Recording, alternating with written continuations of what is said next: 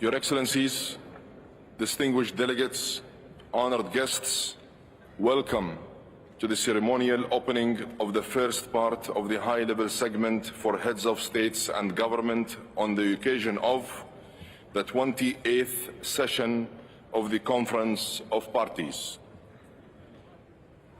The 18th session of the Conference of Parties, serving as the meeting of the parties to the Kyoto Protocol, and the 5th session of the Conference of the Parties, serving as the meeting of the parties to the Paris Agreement.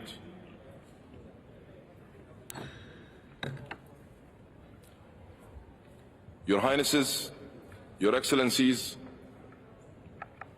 Presidents and Prime Ministers, I am deeply humbled and honored to have the opportunity to welcome you today. And allow me to begin by thanking all of you for your presence with us here in the United Arab Emirates. As the largest gathering of world leaders to attend a COP summit, you are collectively demonstrating your real commitment to climate action. Yesterday, on the first day of COP28, we collectively made history. We achieved consensus on a fund for climate impact response that will protect lives and livelihoods, especially the most vulnerable. Your leadership guided this consensus, and I thank you all. I'm very grateful that so many countries have already stepped up and made contributions to the fund. I hope many more will follow. In addition, I was thankful that the COP28 agenda was voted and agreed without any delay. This was also made possible by your support and full engagement. And it allows us to get down to work immediately on the key issues that we must address across the climate agenda. I will do everything in my power to channel the momentum you generate at the summit into an ambitious response to the global stocktake and to keep the North Star of 1.5 within reach. Excellencies, I am looking forward to hearing your national statements and commitments, and I count on your continued support to raise climate ambition and to translate those ambitions into real results. Thank you.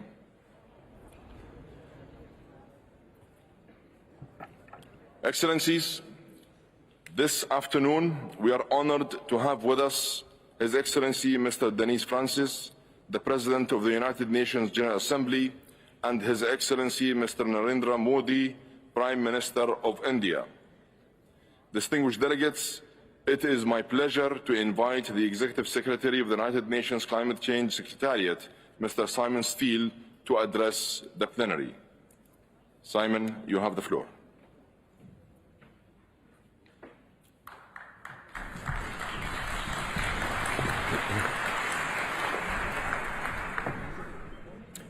Excellencies, Ministers, honourable guests, I must begin by thanking the United Arab Emirates for their warm hospitality here in Dubai. Working with your team over the last year to prepare this event has been a pleasure. Looking out at this World Climate Action Summit, it's incredible to see so many leaders convened in one place. The strength of this demonstration of multilateralism is a testament to the scale of the problem we're convened here to address. The UNFCCC was born in 1992 when both the world and this crisis look very different than they do today. But for me, 1992 was the year climate change became real. It was the year my father proactively built a sea wall to protect his island home. He'd never heard the concept of climate change, and his neighbours mocked him for how high he built it, how deep the foundations were, and how much of his own money he spent. Today, the ocean is right up against that sturdy wall, pounding it. Its very foundations are exposed. This is why, when some are cynical about the pace or value of COPs, I know at heart this process is our only hope to turn the tide. Some of you sitting here before me share my first-hand experience and even more extreme experiences. For others, it's still a mental leap. But let me assure you, the leap becomes much shorter as the impacts lap around you. This isn't about far-flung places. In the hottest year ever, it's at everybody's doorstep, continent by continent, region by region, country by country. None of us are immune. Some leaders here are newly elected. You have the whole term to plan ahead. Some leaders are here nearing the end of your term, more cautiously facing selection cycles. Both governed by the ebbs and flows of your political circumstances. I understand the realpolitik of your decision-making, but the climate crisis transcends these cycles. Empty promises, unfulfilled pledges, abandoned commitments after the photo ops won't help. It won't help the negotiators. It won't help your citizens. It is only by uniting in our fight will we rise to the expectations that COP28 will result in bold commitments to bend the arch of global warming down from 3 degrees to 1.5. It's only by uniting in your commitment to doing this together that we'll fully respond to the needs of those affected and ensure that development and climate action are mutually reinforcing. It's only by focusing on understanding each other that we'll work out how to live in a fossil-free world. It's only by your leadership that we'll be able to use this global stocktake to accelerate the action taken thus far. Your political messages must translate into real, tangible action. Action that should be felt in the negotiating rooms. Action translated into the text that's gavelled on December the 12th. My job is simply to facilitate the process and make sure it's as fair, transparent, and just as possible. It's only the political signals you send today and their follow-up actions that can take us to a place beyond the encroaching seas. I thank you.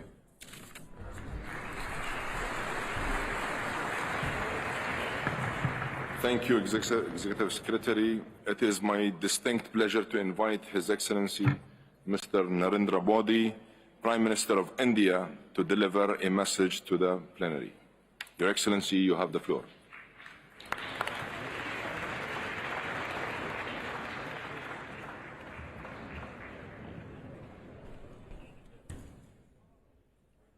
Your Majesties, Your Highnesses, Excellencies, Ladies and Gentlemen, 140 crore भारतीयों की ओर से आप सभी को मेरा नमस्कार। आज सबसे पहले मैं आप सभी का आभार व्यक्त करूंगा। मेरे द्वारा उठाए गए क्लाइमेट जस्टिस, क्लाइमेट फाइनेंस और ग्रीन क्रेडिट जैसे विषयों को आपने निरंतर समर्थन दिया है। हम सभी के प्रयासों से ये विश्वास बढ़ा है कि विश्व कल्याण के लिए सबके हितों की सुरक्षा आवश्यक है, सबकी भागीदारी आवश्यक है। फ्रेंड्स, आज भारत ने इकोलॉजी और इकोनॉमी के उत्तम संतुलन का उदाहरण विश्व के सामने रखा है। भारत में विश्व की 17% आबादी होने के बावजूद ग्लोबल कार्बन एमिशंस में हमारी हिस्सेदारी ओनली 4% से भी कम है।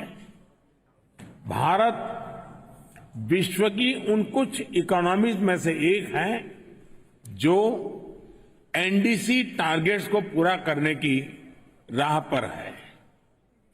एमिशंस इंटेंसिटी संबंधी टारगेट्स को हमने 11 साल पहले ही हासिल कर लिया है।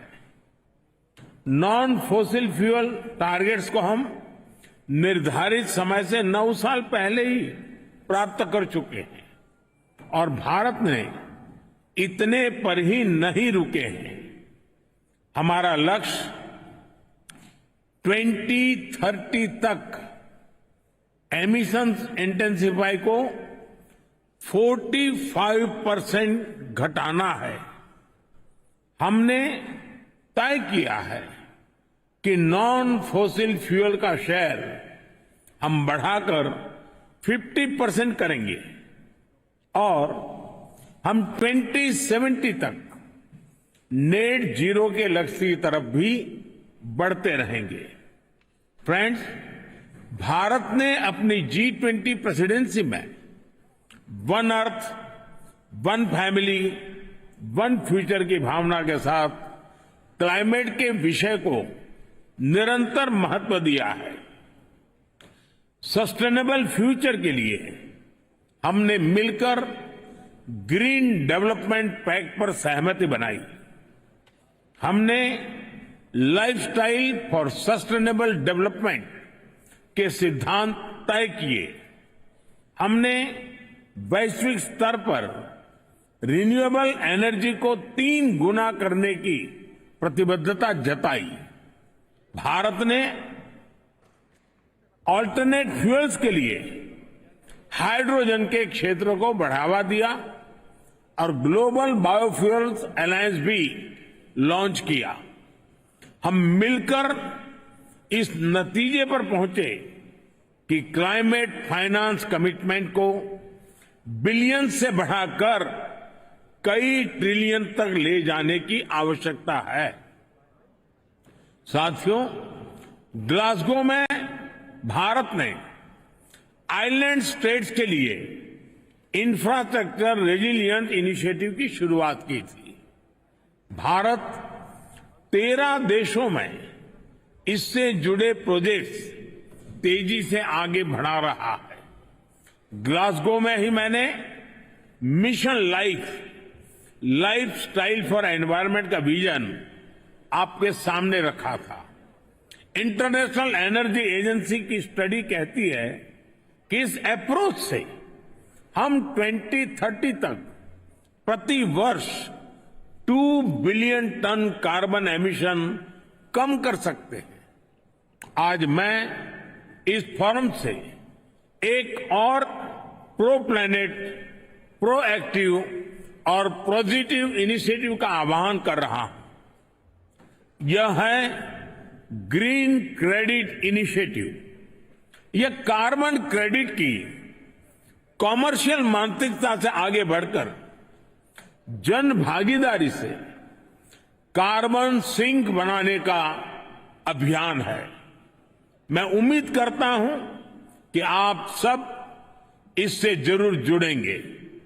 साथियों, पिछली शताब्दी की गलतियों को सुधारने के लिए हमारे पास बहुत ज्यादा समय नहीं है। मानव जाति के एक छोटे हिस्से ने प्रकृति का अंधाधुंध दोहन किया, लेकिन इसकी कीमत पूरी मानवता को चुकानी पड़ रही है। विशेषकर ग्लोबल साउथ के निवासियों को सिर्फ मेरा भला हो, ये सोच दुनिया को एक अंधेरे की तरफ ले जाएगी। इस हॉल में बैठा प्रत्येक व्यक्ति, प्रत्येक राष्ट्राध्यक्ष बहुत बड़ी जिम्मेदारी के साथ यहां आया है।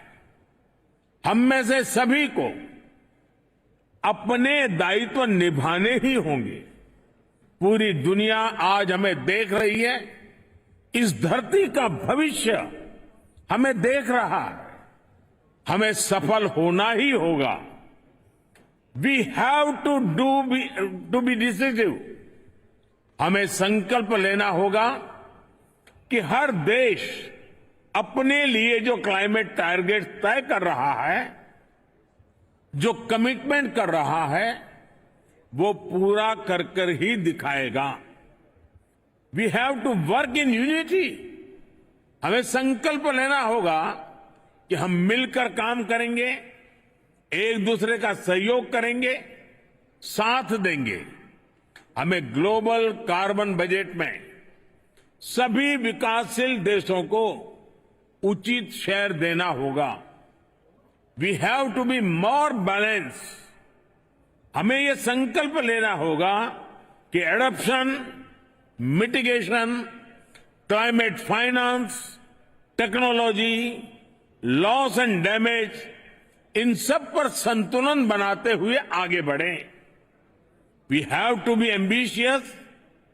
हमें संकल्प लेना होगा कि एनर्जी ट्रांजिशन जस्ट हो, इंक्लूसिव हो, इक्विटेबल हो। We have to be innovative. हमें यह संकल्प लेना होगा कि इनोवेटिव टेक्नोलॉजी का लगातार विकास करें, अपने स्वार्थ से ऊपर उठकर दूसरे देशों को टेक्नोलॉजी ट्रांसफर करें, क्लीन एनर्जी सप्लाई चेन को सशक्त करें। Friend, Bharat UN framework for climate change process के प्रति प्रतिबद्ध है। इसलिए आज मैं इस मंच से 2028 में COP28 में COP33 समिट को भारत में होस्ट करने का प्रस्ताव भी रखता हूं। मुझे आशा है कि आने वाले 12 दिनों में ग्लोबल स्टॉक टेक की समीक्षा से हमें सुरक्षित और उज्जवल भविष्य का रास्ता मिलेगा। कल लॉस एंड डैमेज फंड को ऑपरेशनलाइज करने का जो निर्णय लिया गया है, उससे हम सभी की उम्मीद और बड़ी है। मुझे विश्वास है यूएई की मेजबानी में ये COP28 समिट सफलता की नई ऊंचाई पर पहुंचेगी।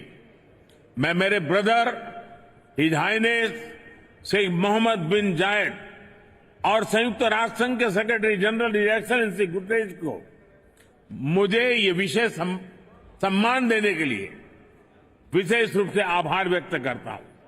आप सभी का बहुत बहुत धन्यवाद। Thank you.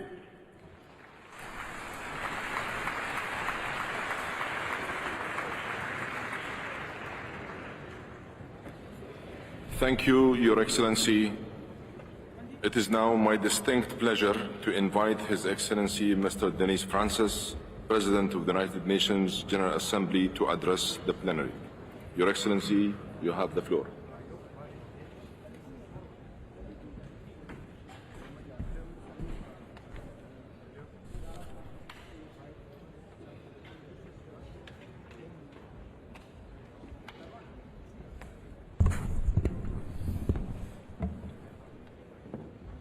Your Royal Highness, Sheikh Mohammed bin Zayed Al Nahyan, Your Highness, Narendra Modi, Prime Minister of India, Dr. Sultan Al Jaber, COP28 President, esteemed heads of state and government,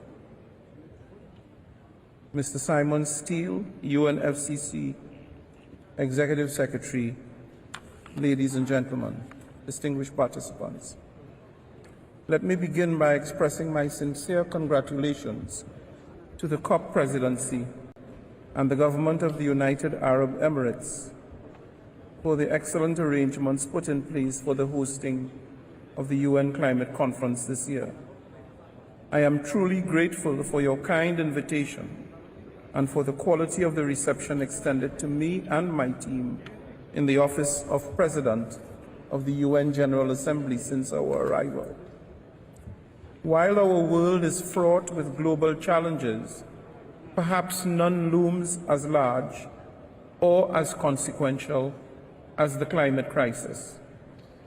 The Paris Agreement remains the best answer to the myriad effects of the climate crisis.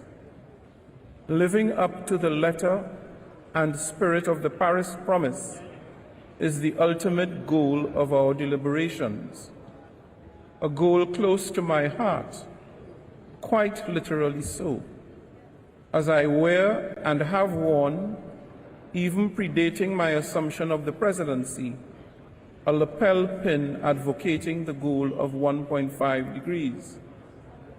A few weeks ago, it was my privilege to pay a visit to the Cook Islands. There, at the Pacific Island Forum leaders with whom I spoke, they spoke agonizingly of the real existential threats posed by sea level rise, itself a direct impact of climate change, but also an indisputable result of our actions, or perhaps more aptly, our inaction. As a citizen of a small island developing state myself, I am acutely aware that on our current trajectory, those islands and the wealth of culture and history they represent are at peril of imminent disappearance through inundation by the seas. The scenario presented by the UNEP Emissions Gap report of a 3-degree world is not science fiction. It is the path we are on. We must change this trajectory. For far too long, leaders across the spectrum have stood at podiums such as this and made grand commitments that capture public opinion, only to be found, upon subsequent examination, to be either short or totally lacking in implementation. We are long past the time for climate diplomacy through public relations. Action, progressive, transformative action, is needed now to stabilize atmospheric temperatures and to ensure sustainability of the planet and of human civilization. It is time for a once-in-a-generation change. Pervasive evidence indicates that we have, at least academically, rethought the way we live, the way we produce, and the way we consume on this planet. Curiously, what we have not done is to actually reshape and re-engineer our production systems, our lifestyles and habits to match the dictates of climate and planetary sustainability. Borrowing from the Secretary General's descriptor about global boiling, the extant situation demands a new, more sustainable, more resilient, more equitable industrial revolution. We need a just transition to sustainable energy systems. We need to retrofit for resilience and sustainability. I am convinced that we have both the capacity and the tools at our fingertips to do this, while leaving no one behind.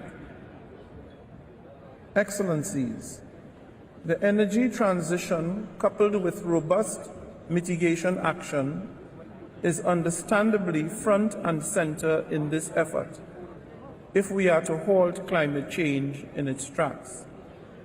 While the world is moving to renewable sources somewhat faster than anyone might have imagined, significantly more than our feeble efforts are required at scale to produce the desired critical reduction in the levels of emissions. Let us therefore triple renewable energy capacity, as the COP28 presidency has challenged us to do, and then let us triple it again. Of course, our high levels of energy dependency impact everything we do, from transport to infrastructure to tourism. And for this reason, I intend to do my part in carrying forward these important sector-specific conversations at the General Assembly of the United Nations. Mindful of this imperative, I am pleased to announce that I will convene the first ever General Assembly Sustainability Week at UN headquarters in New York in April 2024 as a flagship initiative of my presidency. This week will consolidate several high-level, already mandated events promoting sustainability in transport, tourism, and infrastructure sectors. Perhaps most importantly, it will incorporate the global stocktake on energy, which aims to complement the stocktake here at COP28. The results of Sustainability Week will, I hope, add further momentum to the path laid out at COP28 and ahead of the 2024 Summit of the Future next September. I look forward to welcoming delegations at the highest possible level to New York in April in pursuance of sustainability.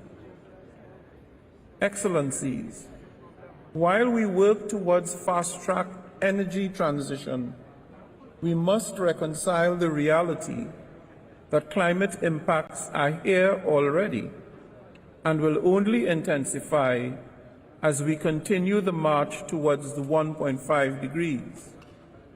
It is absolutely essential, therefore, that we deliver meaningful progress in specific relation to adaptation. Clearly, we need to shore up financing for adaptation. More accessible, more available, and more affordable financing from the international financial institutions must be unlocked. On this point, there is hope, and I welcome the capitalization of the Fund for Loss and Damage. Developing countries deserve no less. I make the plea, let us continue to build on this success. Let this be just the beginning. From building seawalls to designing drought-resistant crops, developing countries must receive the necessary financial and technical support for climate adaptation. And I applaud the efforts of partners to make community grants and financing more available and quickly accessible, as such funding is particularly important for small island developing states and marginalized communities on the front lines of climate change, as well as for vulnerable groups, especially women and girls. Such resources can help facilitate global and local early warning systems, as well as data and information services to better address extreme climate events. We need to not only be risk-informed, but also resilient at every level and across all stakeholders, thus leaving no one behind. Esteemed heads of state and government, excellencies, ladies and gentlemen, I am not just optimistic. I am convinced that we can emerge from Dubai with a triumvirate of undertakings: a threefold surge in renewable energy, a financial influx to propel sustainability, and a fortified support system for those confronting climate-induced vulnerabilities. Our collective resolve must echo louder than the challenges we face. Together we can make COP28 a decisive win for our people, for our communities, and for our planet. The actions we take here will resonate for generations, proving that when nations and people unite in a common quest for peace, progress, prosperity, and sustainability for all, we can surmount any obstacle and create the future we want. Let's get it done. I thank you.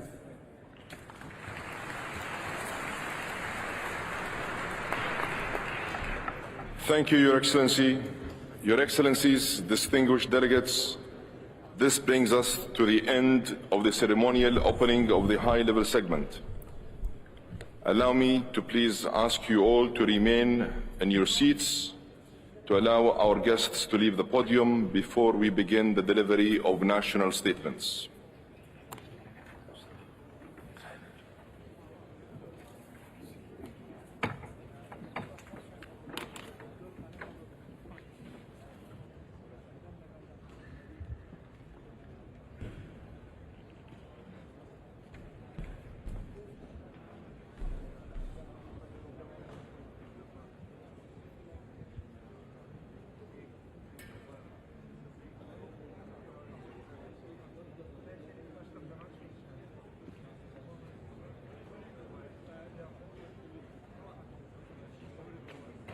Your Excellencies, distinguished delegates, honorable guests, I now declare open joint second meeting of COP28, CMP 18 and CMA 5.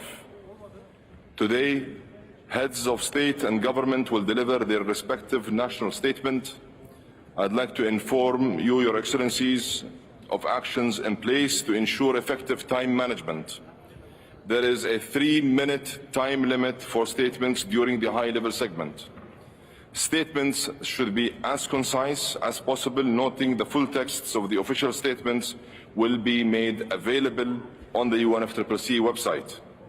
And finally, please note that heads of state or government who are not in the plenary at the time for delivery of their statements will be scheduled to speak at the end of all statements of the same category. Your Excellencies, distinguished delegates, honorable guests, the United Arab Emirates is delighted to welcome over 170 heads of states and government. Your presence here today is a testament to the milestone nature of this COP, to raise our shared ambition over this critical decade to keep 1.5 within reach. Success is underpinned by your commitment to take meaningful and tangible steps to address the climate crisis by implementing and achieving the long-term goals of the Paris Agreement and the ultimate objective of the Convention. It is essential that we expedite efforts towards implementing climate action. With political will and commitment, we can and must deliver an outcome in the United Arab Emirates that will allow for all of us to be proud of. Allow me now to ask everyone to get ready for us to begin. It is my pleasure to welcome His Excellency Mr. Abdel Fattah al-Sisi, President of Egypt. Your Excellency, you have the floor.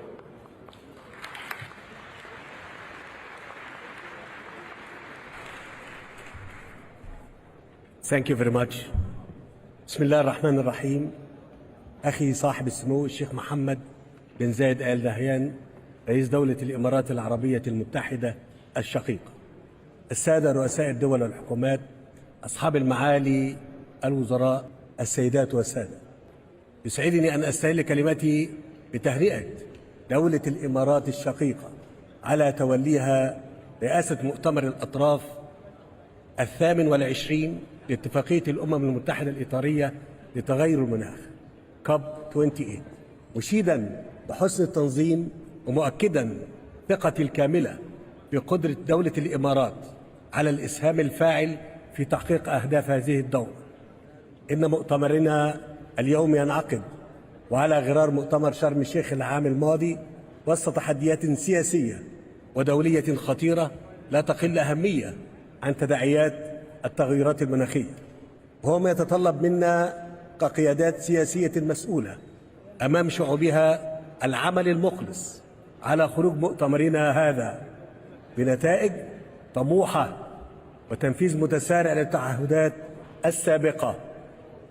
وتدرك مصر في ضوء رئاستها للمؤتمر الماضي بشرم الشيخ وتأثرها المباشر بالتغيرات المناخية ضرورة تعزيز العمل الجماعي والعاجل للتعامل مع تحدي تغير المناخ بما يعزز قدرتنا على ضمان التنمية المتوافقة مع البيئة التي تحفظ كوكب الأرض للأجيال المستقبلية وتتعامل مع ما تشهده الأجيال الحالية من آثار مناخية شديدة وكوارث تتجاوز قدرة الدول خاصة النامية منها على التكيف معها أو احتواء آثارها على مختلف قطاعات التنمية.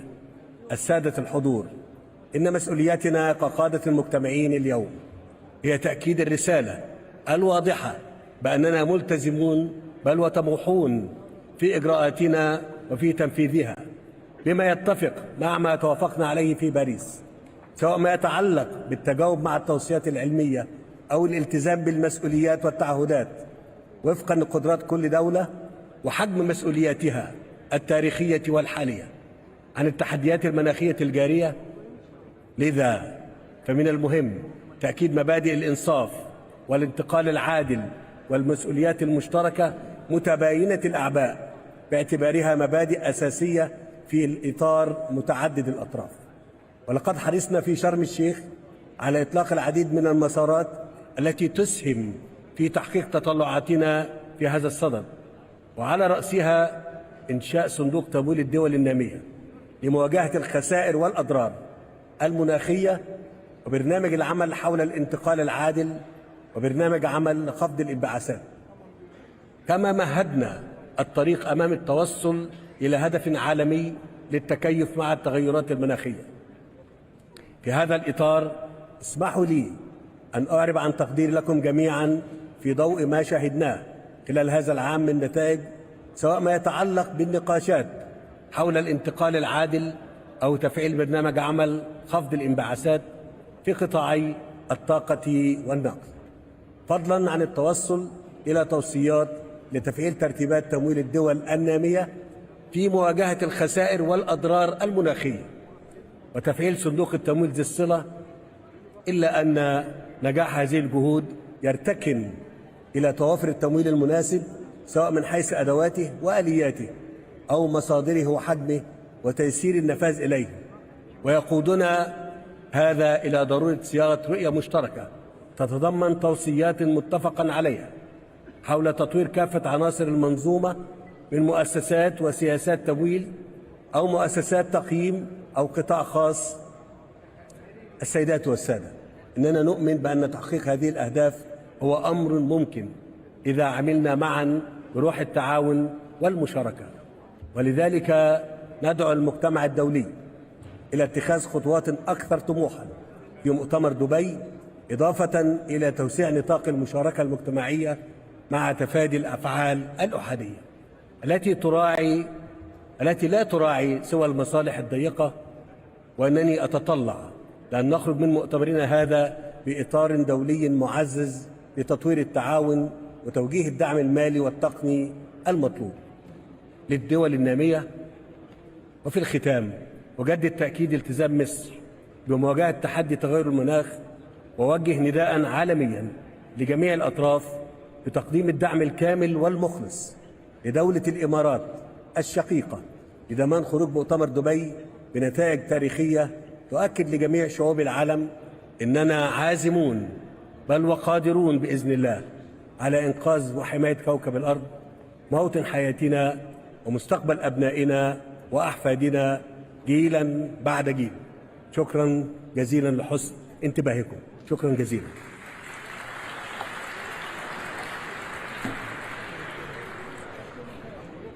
Thank you very much, Your Excellency. It is now my pleasure to welcome His Majesty King Abdullah ibn Hussein, King of Jordan. Your Majesty, you have the floor.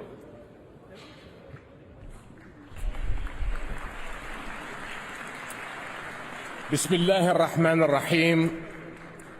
أخي صاحب السمو الشيخ محمد بن زايد آل نهيان, Mr. Secretary General, Mr. President, أتوجه في البداية بالشكر والتقدير لأخي صاحب السمو الشيخ محمد بن زايد ودولة الإمارات العربية المتحدة الشقيقة على حسن التنظيم لهذه القمة الدولية.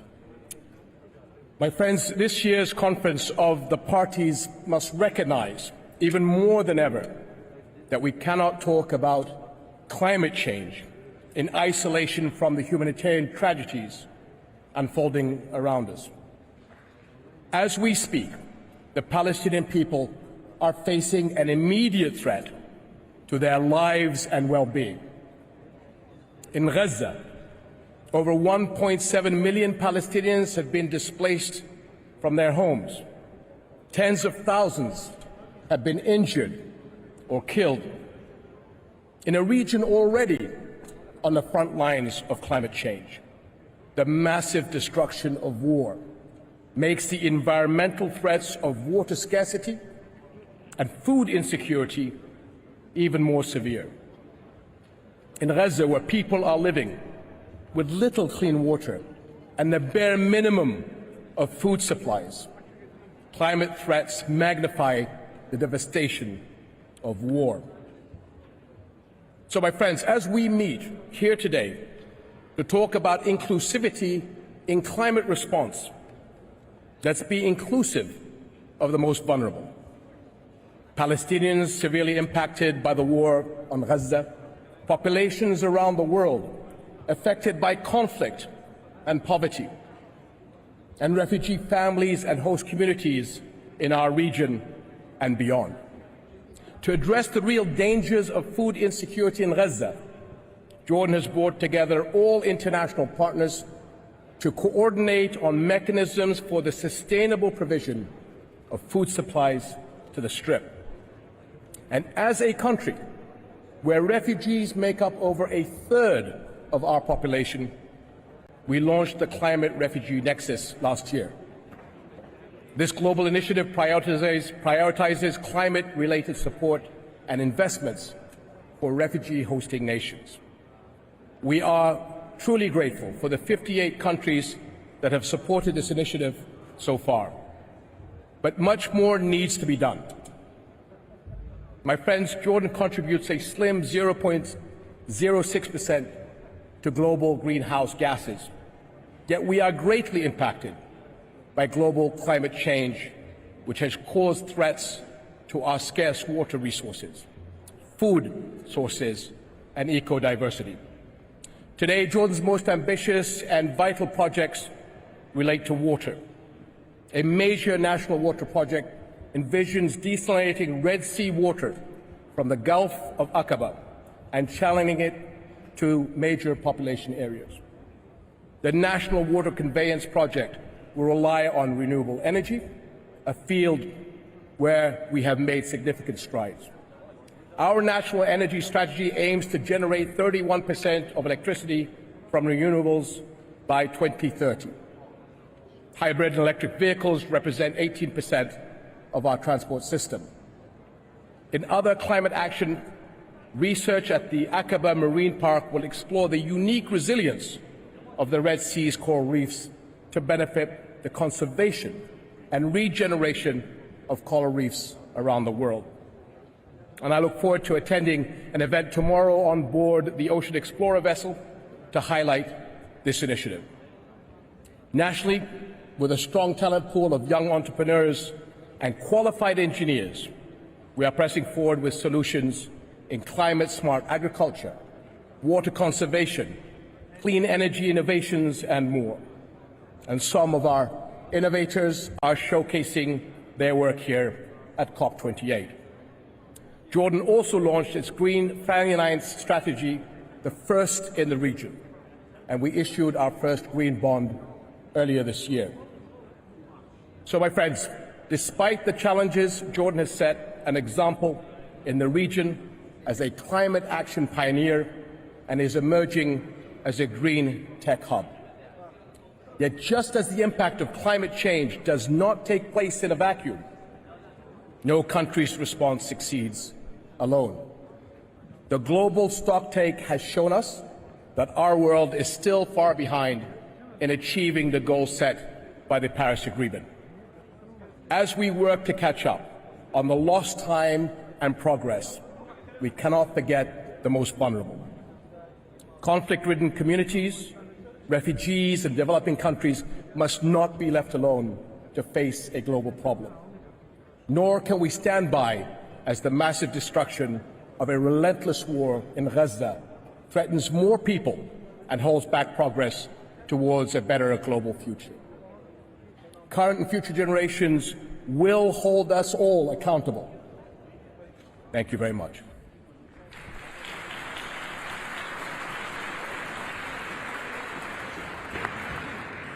Thank you, Your Majesty.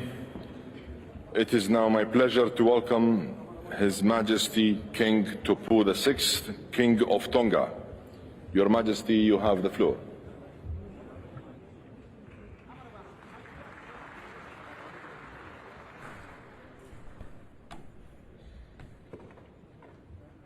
Your Highness, Sheikh Mohammed bin Zayed Al Nahyan, President of the United Arab Emirates, Your Majesties, Your Excellencies, ladies and gentlemen, allow me to add my congratulations to the government and people of the United Arab Emirates for hosting COP28. Congratulations for a brilliant celebration to kick off the conference, coinciding with the UAE National Day at the human-centric city of the future. The warm welcome and gracious hospitality extended to us has been splendid. Mr. President, it's painful for the people of the small island developing states to see that COP28 may not be the milestone moment we had all been hoping for because of our slow progress on the Paris Agreement. The far-reaching impacts of climate change and disasters on human security and mobility displaces more than 50,000 Pacific people every year. At the 52nd Pacific Islands Forum last month, leaders endorsed the Pacific Partnership for Prosperity as a political prioritization process to mobilize resources to empower Pacific people to bring about transformational change through national and regional development. We need a Pacific-led, member-owned and managed community resilience financing facility. We recognize Australia and New Zealand's commitments, and I therefore strongly urge all partners to contribute to funding the establishment of a Pacific Resilience Facility. We are ocean people. The ocean is our lifeblood. It feeds us. It is our mode of transportation and part of our deep-seated culture, making COP28 and the themes outlined by UAE right in line with major gaps and challenges that Tonga and small island development states are experiencing in the areas of technology, innovation, inclusion, frontline communities, and finance. A 2050 strategy for the Blue Pacific continent sees Pacific Island countries embarking on a blue technological revolution with innovation at the center, seeking to develop and deploy SIDS-appropriate technologies and looking at ways to improve climate resilience of the majority of the Tongan population. Tonga and Palau are champions of unlocking the Blue Pacific Prosperity Plan, which articulates the goals of 100% effective ocean management for the region and 30% protection of the Blue Pacific continent, aligned to Pacific country contexts, priorities and capacities. Robust food systems underpinned by resilient ecosystems resulting in healthy and productive Pacific people, and fit-for-purpose, sustainable financing mechanisms that support the implementation of the 2050 strategy. The ambitious agenda before us focuses on 4 paradigm shifts to guide our work under negotiating mandates and the Presidency's action agenda. But I believe that we can make major progress by placing one of those important shifts at the forefront of our debate, Mr. President. Let us put nature, people, lives, and livelihoods at the heart of climate action. Thank you.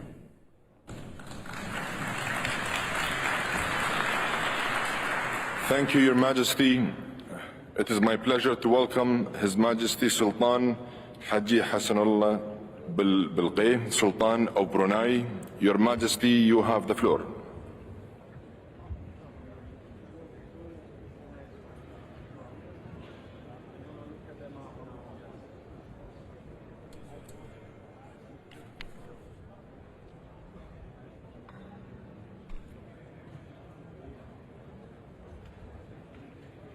Bismillahirrahmanirrahim.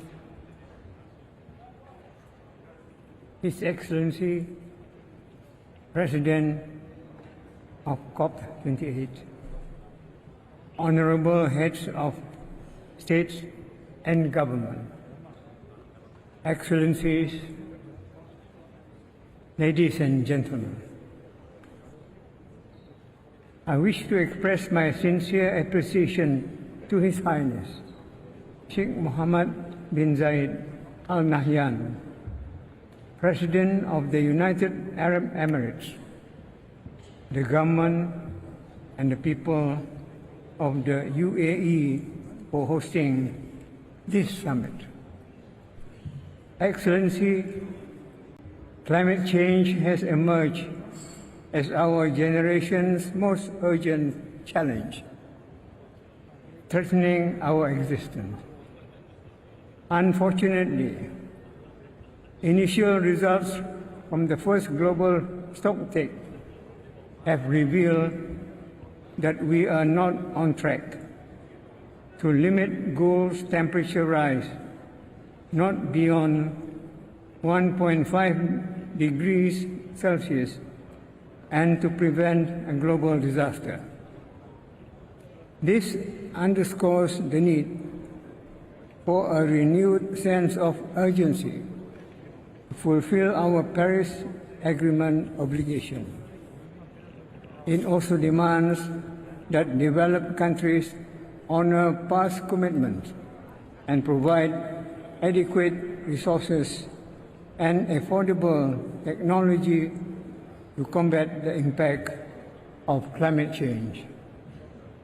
Despite accounting for a mere 0.017% of global emissions, Brunei Darussalam takes serious heed to this call for action.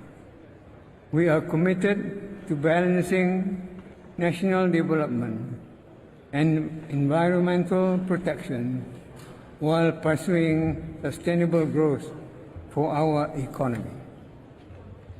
We have also maintained over half of our land area in pristine natural rainforest, with our mangrove ranks third largest in Borneo. In addition, we aim to plant 500,000 permanent trees by 2035, expanding our carbon sink further. Through our climate change policy, we are actively diversifying our energy mix by emphasizing our renewable. Collaborating with all stakeholders, including youth and the private sector, we are on track to achieve a 20% reduction in emission by 2030, as outlined in our NDC, paving the way to achieving net zero by 2050. 2 years ago, Brunei Darussalam took the lead in elevating a climate action at the regional level. This is why we will be hosting the ASEAN Center for Climate Change It will facilitate enhanced climate change mitigation and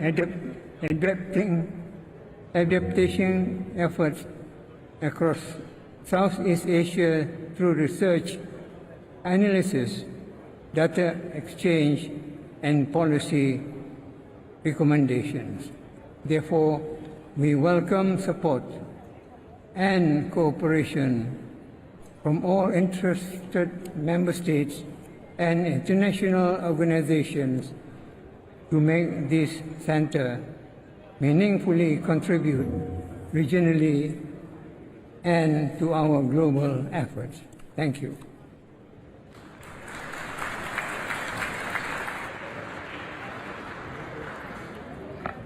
Thank you, Your Majesty. It is my pleasure to welcome His Excellency Mr. William Ruto, the President of Kenya. Your Excellency, you have the floor.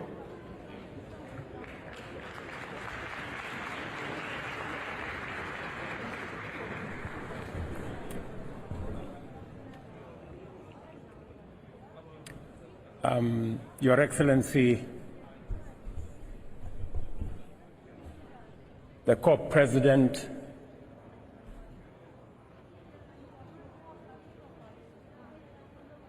Your Highness, Excellencies, ladies and gentlemen,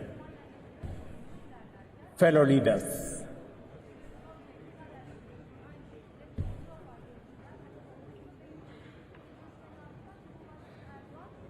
His Highness Sheikh Mohammed bin Zayed Al Nahyan, UN Secretary General, fellow leaders, as we convene here in Dubai, we must appreciate that the presence of almost 200 nations speaks volumes about the magnitude of this global event and what it stands for. This gathering is a testament to the universal recognition that among the multitude of global challenges confronting us today, climate change stands out as by far the defining issue of our era. COP28 underscores our shared commitment to confront with unwavering resolve a challenge that transcends borders, impacts every facet of human existence and well-being, and demands a concerted global response as a matter of grave urgency. The reality before us is irrefutable. According to the latest UN data, unless there is a significant and radical shift in our economic and industrial patterns, we are hurtling at a perilous velocity on a trajectory towards the dire scenario of a world that is warmer by 3 degrees Celsius. The evidence is alarming. In just the first 10 months of this year, we experienced 86 days where temperatures soared over 1.5 degrees centigrade above pre-industrial levels.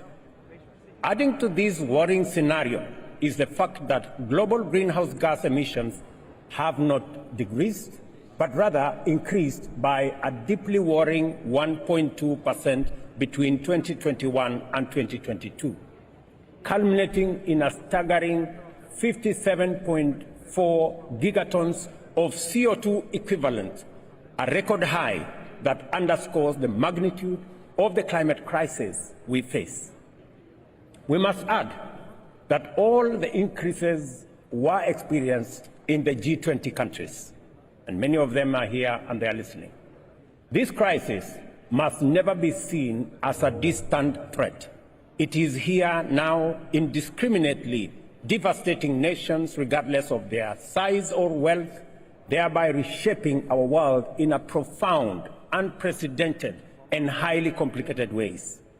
A stark illustration of this disastrous turn of events is currently unfolding in Eastern Africa, where catastrophic flooding has swiftly followed the most severe drought the region has seen in over 40 years.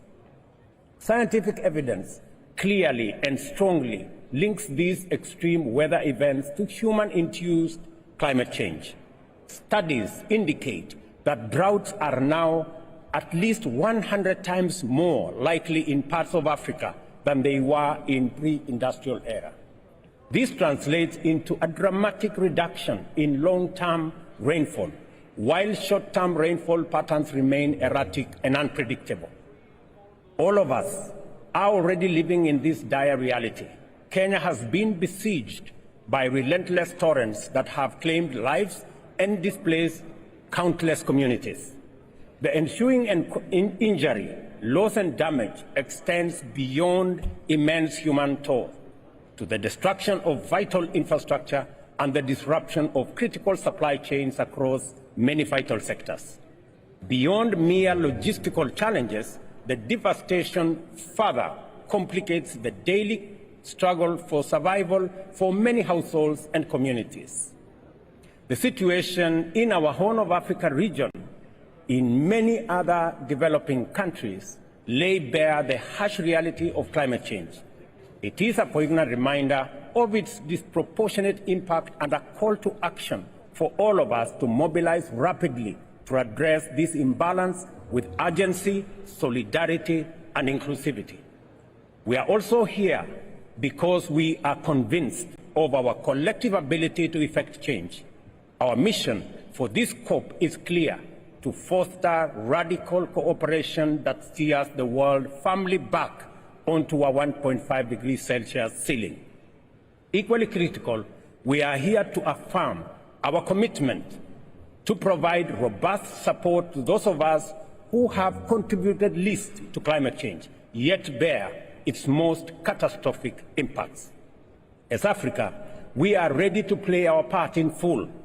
The Nairobi Declaration, which we adopted at the conclusion of the first Africa Climate Summit, set out the vision and pathway for Africa to be a vital part of the global solution to the existential climate challenge we face. The declaration captures the consensus of the African government leaders for climate-positive growth that harnesses our ample human natural resources. It commits us to triple renewable energy capacity, establish green manufacturing, halt and reverse deforestation, promote sustainable agriculture, promote nature-based solutions, support the global call to phase down coal plants and eliminate inefficient fossil fuel production subsidies, and further amplify calls for a new global financial architecture and global carbon tax. In Kenya, we have transformed this vision into tangible goals. Our plan is ambitious to expand our current energy capacity of approximately 3 gigawatts to 100 gigawatts of entirely renewable power by 2050 as a cornerstone of our green industrialization strategy. This level of ambition must be matched by the global commitment to achieve concrete, action-oriented outcomes. The first global stocktake at this COP is not just a checkpoint. It is a crucial step forward in our collective response to climate change. It must therefore encompass strategies for mitigation, adaptation, addressing loss and damage, and fundamentally, the means of its implementation. Such a comprehensive approach will pave the way for a more inclusive and robust set of nationally determined contributions in the next cycle. At the heart of our discussion at this COP28 must be a package of ambitious energy transition and investment goals and incentives aligned with our commitment to maintain a global temperatures within 1.5 degree limit. This entails a pledge to triple renewable energy capacity and double energy efficiency by 2030, alongside a significant reduction in fossil fuel dependency. I commend my brother, the COP presidency, for their efforts to converge the world around this global call. The strong participation of traditional hydrocarbon energy leaders in this global endeavor has transformed the conversation and brought us closer to consensus based on democratic inclusion and the best spirit of collective action, as well as multilateralism. Notably, the vision demands deliberate support for developing countries. In the past 2 decades, only 2% of the $3 trillion invested globally in renewable energy has reached Africa, despite the continent's vast resource endowments and great need for investment. The consequences of this investment gap are starkly evident. More than 600 million Africans are deprived of basic energy services, which are fundamental to dignified living and access to essential services such as healthcare and education. The challenge is compounded by the fact that nearly 1 billion people in Africa do not have access to clean cooking amenities. A tendency to ignore Africa's developmental and industrialization needs and the failure to invest in our burgeoning young generation is no longer a tenable proposition. We cannot afford to neglect the immense potential or ignore the pressing needs of a continent on the cusp of transformative growth. Turning Africa into a green powerhouse is not just essential for the continent, it is also vital for global industrialization, decarbonization. Going forward, clear, actionable roadmaps for implementations are required. In turn, these call for a unified global effort to mobilize the necessary capital for both development and climate action. To echo the consensus projected at the Paris Summit, we must establish a new global financing pact which ensures that no country is ever forced to choose between its development aspirations and necessary climate action. Fundamentally, this is a call for an integrated approach where economic growth and developmental sustainability are not mutually exclusive but are pursued in tandem for the greater global good. Finally, the urgency and magnitude of our task calls for far greater transformation than the incremental progress we have seen over the past 30 years. We need to execute quantum leaps in terms of both our strategic actions and technological innovation. What lies at stake is more than just a climate issue. It is a matter of guaranteeing dignified living and livelihoods for billions who lack basic necessities. Our response must match the scale of this global challenge with boldness and innovation. Given this context, the long-standing adversarial dynamic between global North and global South proves practically counterproductive. This division has hindered our ability to unite and leverage our collective strengths and robbed us of tremendous opportunities. Yet, in the face of a threat that endangers the health of our planet and our very existence, we must find in collective action a force that neutralizes and transcends these divisions. Climate change does not respect artificial distinctions, traditional boundaries, or old antagonisms. Instead, it should unite us against a shared, borderless challenge. Consequently, our approach must be collaborative, inclusive, and anchored in justice. This means making decisions that prioritize the well-being of every person while acknowledging that climate action is inextricably linked to social justice and equity. In this room, ladies and gentlemen, we have the power, the means, and most of all, the responsibility to act. The world is watching, and what we deliver at COP28 will be a testament of whether we are capable guardians of this planet and competent stewards of its stability. COP28 and the global stocktake are elements of a strong and clear call to conscience on behalf of the global community. Let us not be satisfied with another minimal increment, but rather let us make this COP a turning point towards a just, equal world of opportunity, safe from the looming threat of a climate disaster. I thank you. Thank you, Your Excellency. Thank you, Your Excellency.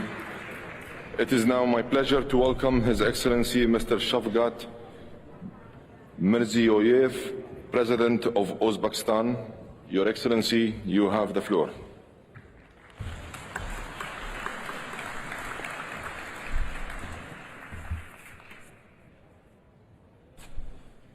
Hurmatli delegatsiya rahbarlari, bugungi tarixiy sammitga taklif etilganimiz hamda anjumanning yuqori darajada tashkil qilingani uchun Birlashgan Arab Amirligi prezidenti Mohammed bin Zayed Al Nahyan Alloh hazratlariga bildirilgan samimiy minnatdorchilik so'zlariga qo'shilaman. Biz amirlikning iqlim o'zgarishiga qarshi kurashda global tashabbuslari va yashil taraqqiyotga qo'shayotgan katta hissasini olqishlaymiz. Fursatdan foydalanib Birlashgan Arab Amirliklari xalqining milliy bayrami bilan chin dildan qutlayman. Hurmatli sammit ishtirokchilari, iqlim muammolari barqaror rivojlanish yo'lida eng asosiy tahdidga aylanib ulgurdi. Bu xavf-xatarlar hatto dunyo geosiyosiy arxitekturasiga ham ta'sir ko'rsatmoqda. Iqlim o'zgarishining salbiy oqibatlari Orol fojiasi tufayli Markaziy Osiyoda ayniqsa jiddiy sezilmoqda. Mintaqamizda havo haroratining oshishi jahondagi o'rtacha ko'rsatishdan 2 barobar ko'pdir. Favqulodda issiq kunlar soni 2 marta ortdi.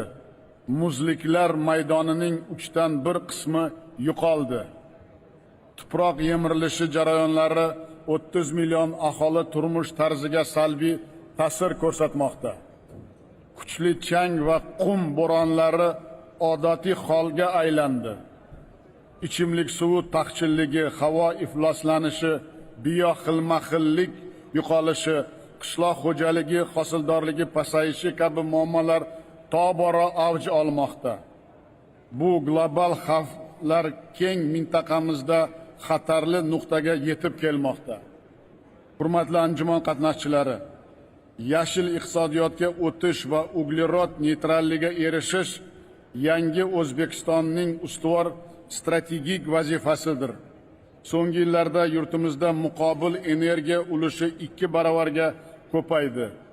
Biz 2030-yilga borib 25 gigavat qayta tiklanuvchi energiya quvvatlarini barpo etamiz. Yashil vodorod ishlab chiqarish bo'yicha ilk amaliy qadamlarni tashladik. Yashil makon tashabbusi doirasida mamlakatimizda 1 milliard tub ko'chat ekilmoqda. Orol dengizining qurigan tubida 2 million gektar maydonda o'rmonlar barpo etdik. Biz iqlim o'zgarishiga qarshi faqat birdamlik va keng xalqaro hamkorlik orqali samarali kurashishimiz mumkin. Bu borada quyidagi takliflarni ilgari surmoqchiman. Birinchidan, Parij shartnomasi doirasida iqlim o'zgarishiga moslashish sohasida global xatli mexanizmni tezroq kelishishi tarafdorimiz. Biz Markaziy Osiyo iqlim muloqoti platformasida adaptatsiya strategiyasini ishlab chiqmoqdamiz. Kecha yo'qotish va zararlar jamg'armasini tashkil etish bo'yicha qabul qilingan muhim qarorni yuksak baholaymiz. Ikkinchidan, global miqyosda kam uglerodli iqtisodiyotga o'tish adolatli, shaffof va inklyuziv bo'lishi shart. Bunda rivojlanayotgan davlatlarning manfaatlari albatta inobatga olinishi juda muhim. Bu muammo katta 7lik va 20lik formatlarida doimiy ko'rib chiqilishi maqsadga muvofiqdir. Uchinchidan, biz Birlashgan Millatlar Tashkilotining rezolyutsiyasi asosida Orolbo'yi hududining ekologik ofat zonasidan innovatsiyalar, texnologiyalar va yangi imkoniyatlar mintaqasiga aylantirmoqchimiz. Bu yerda iqlim texnologiyalari xalqaro ekspo hubini yaratishda yaqin hamkorlikni taklif etamiz. To'rtinchidan, iqlim o'zgarishiga qarshi kurashda ilm-fan yutuqlaridan keng foydalanishimiz lozim. Toshkentdagi Yashil universitet negizida iqlim ilmiy forumida davlatlaringiz yetakchi olim va ekspertlarning ishtirok etishiga chaqiraman. Yer degradatsiyasi, suvdan foydalanish, oziq-ovqat xavfsizligi muammolari forum kun tartibidan joy oladi deb ishonaman. 5-dan Birlashgan Millatlar Tashkiloti bilan 2024-yilda O'zbekistonda iqlim migratsiyasi konferensiyasini o'tkazish niyatdamiz. Xalqaro mehnat tashkiloti bilan yashil bandlik dasturini ishlab chiqish va modellashtirish markazini tashkil etish taklif qilaman. Ko'p yoshlar konferensiyasini mamlakatimizda yuqori darajada tashkil etishga tayyormiz. Hurmatli do'stlar, O'zbekiston iqlim o'zgarishiga qarshi kurash bo'yicha umumbashariy g'oyalarga doimo sodiqdir. Bu ezgu maqsadda kelgusi yili Samarqand xalqaro iqlim forumini o'tkazish va Birlashgan Millatlar Tashkilotining alohida rezolyutsiyasini qabul qilish tashabbusini qo'llab-quvvatlashga chaqiraman. Ishonchim komil, bugungi sammitimiz sayyoramizning yanada barqaror, farovon va xavfsiz kelajagini ta'minlash yo'lida do'st xalqlarimizni yaqinlantirishga xizmat qiladi. E'tiboringiz uchun rahmat.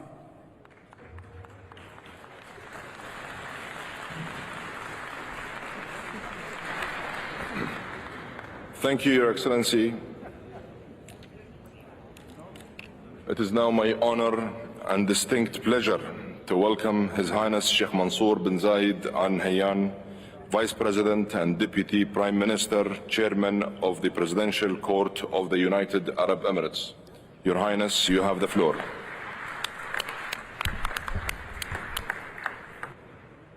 بسم الله الرحمن الرحيم. الحضور الكريم، السلام عليكم ورحمة الله وبركاته. نرحب بكم في دولة الإمارات العربية المتحدة، البلد الذي يشكل عالما في دولة عالم يختصر ما في العالم ويطمح ويسعى لعالم يعمه السلام والاستقرار والاستدامة. نجتمع اليوم لنعمل من أجل الغد، ونتعاون اليوم من أجل أجيال المستقبل.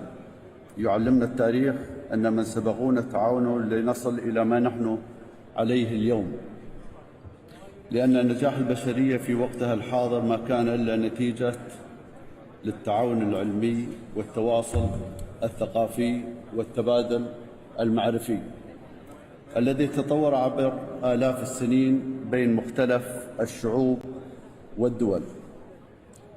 باسم شعب دولة الإمارات العربية المتحدة نؤكد على أننا جادون في العمل من أجل المناخ، فنحن أول دولة أعلنت الحياد المناخي في المنطقة بحلول 2050،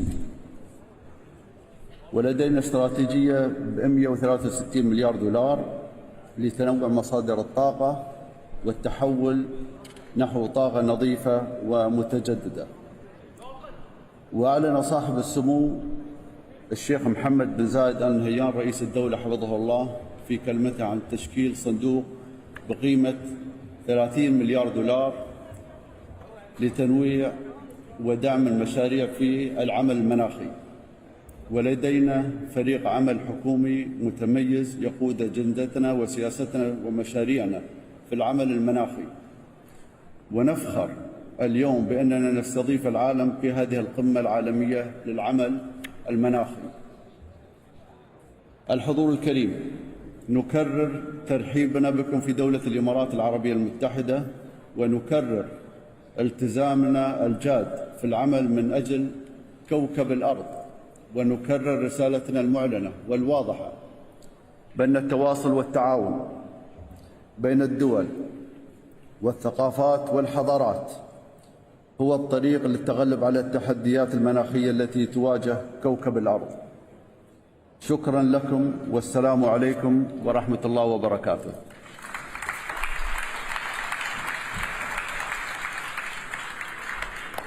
Thank you, Your Highness. It is my pleasure to welcome His Excellency Mr. Luiz Inácio Lula da Silva, President of Brazil. Your Excellency, you have the floor.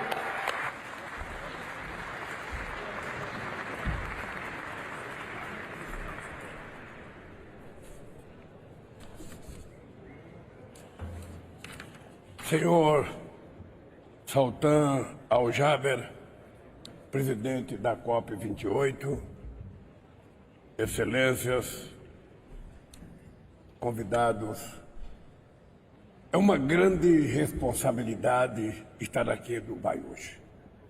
Estamos diante do que talvez seja o maior desafio já enfrentado pela humanidade. Em vez de unir forças, o mundo trava guerras, alimenta divisões e aprofunda a pobreza e as desigualdades.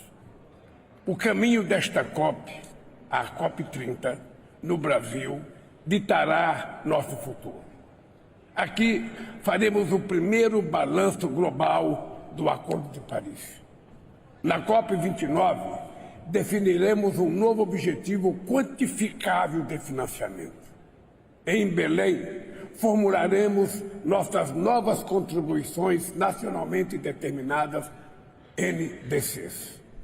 O último relatório do IPCC é categórico sobre o perigo de um aumento na temperatura global superar a 1,5 graus. A meta do Acordo de Paris é mantê-lo entre 1,5 graus e 2, já é insuficiente para conter o aquecimento global em nível seguro.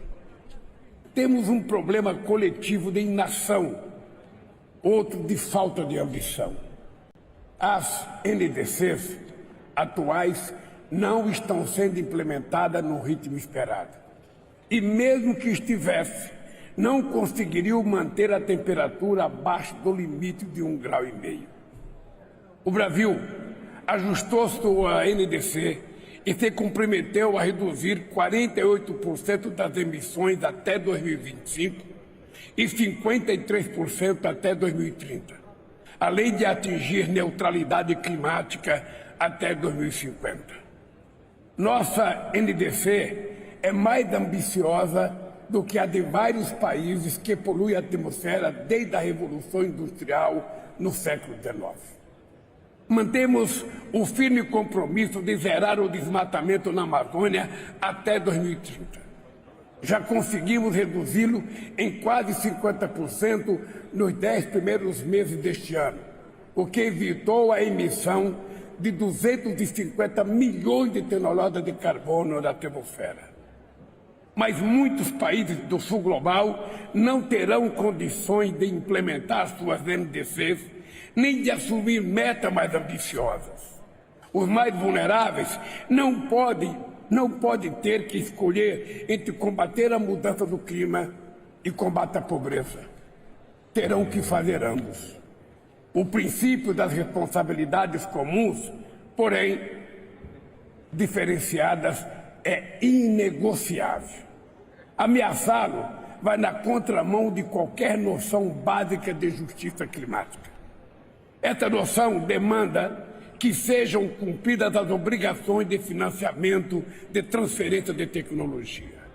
É inaceitável que a promessa dos 100 bilhões de dólares por ano assumida pelos países desenvolvidos não saia do papel, enquanto só em 2021 os gastos militares chegaram a 2 trilhões e 200 bilhões de dólares.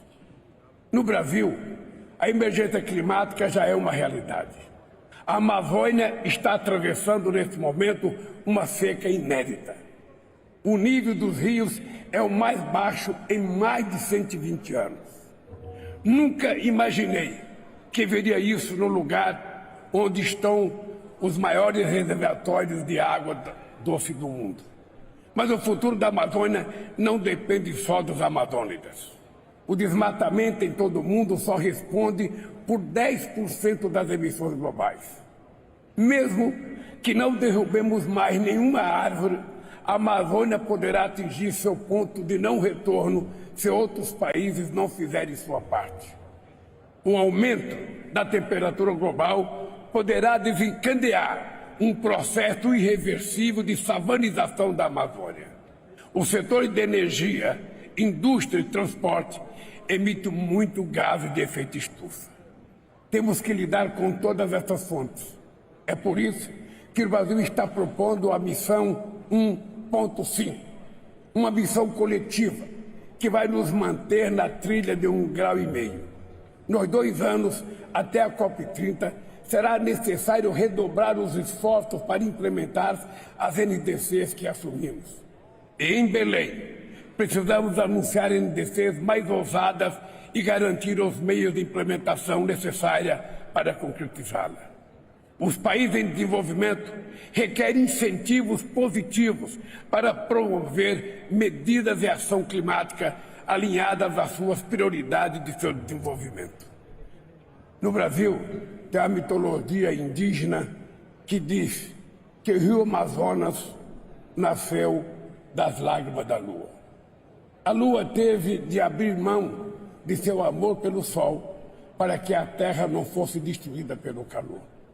Se não deixarmos nossas diferenças de lado, em nome de um bem maior, a vida no planeta estará em perigo e será tarde demais para chorar. Muito obrigado.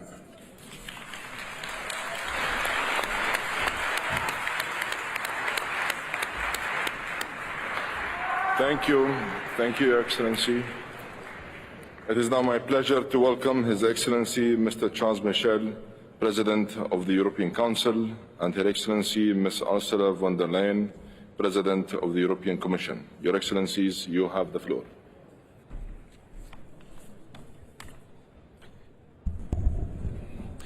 Monsieur le Président de la COP28, Excellences, Mesdames et Messieurs, chacun en vos titres et qualités, des inondations qui ravagent, des feux qui détruisent, des populations déracinées et déplacées, plus aucun continent n'échappe à la tragédie du changement climatique.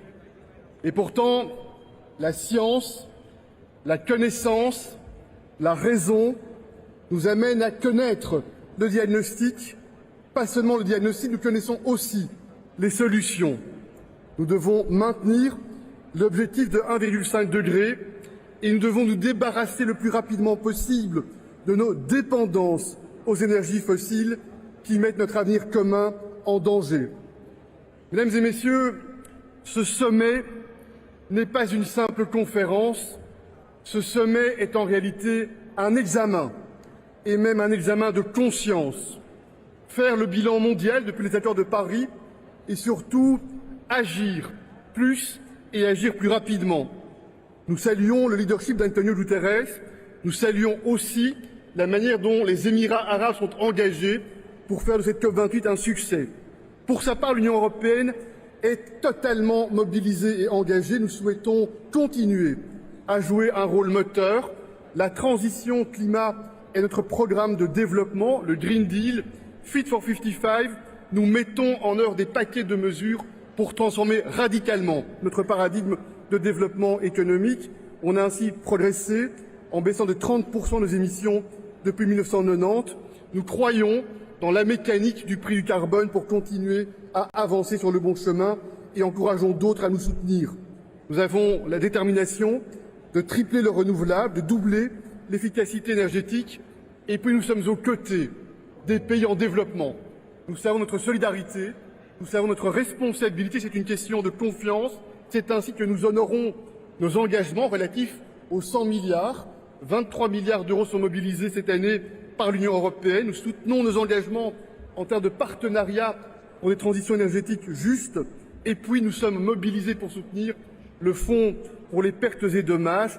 220 millions ont été annoncés hier par l'Union européenne en format équipe Union européenne. Nous soutenons aussi la réforme des institutions de Bretton Woods.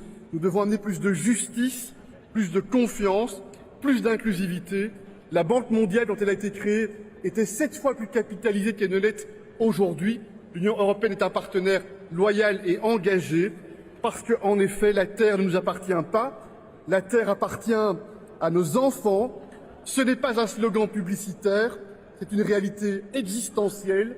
La décennie qui s'ouvre est cruciale et nous sommes tout à fait mobilisés à travailler avec chacun d'entre vous pour protéger l'humanité. Je vous remercie.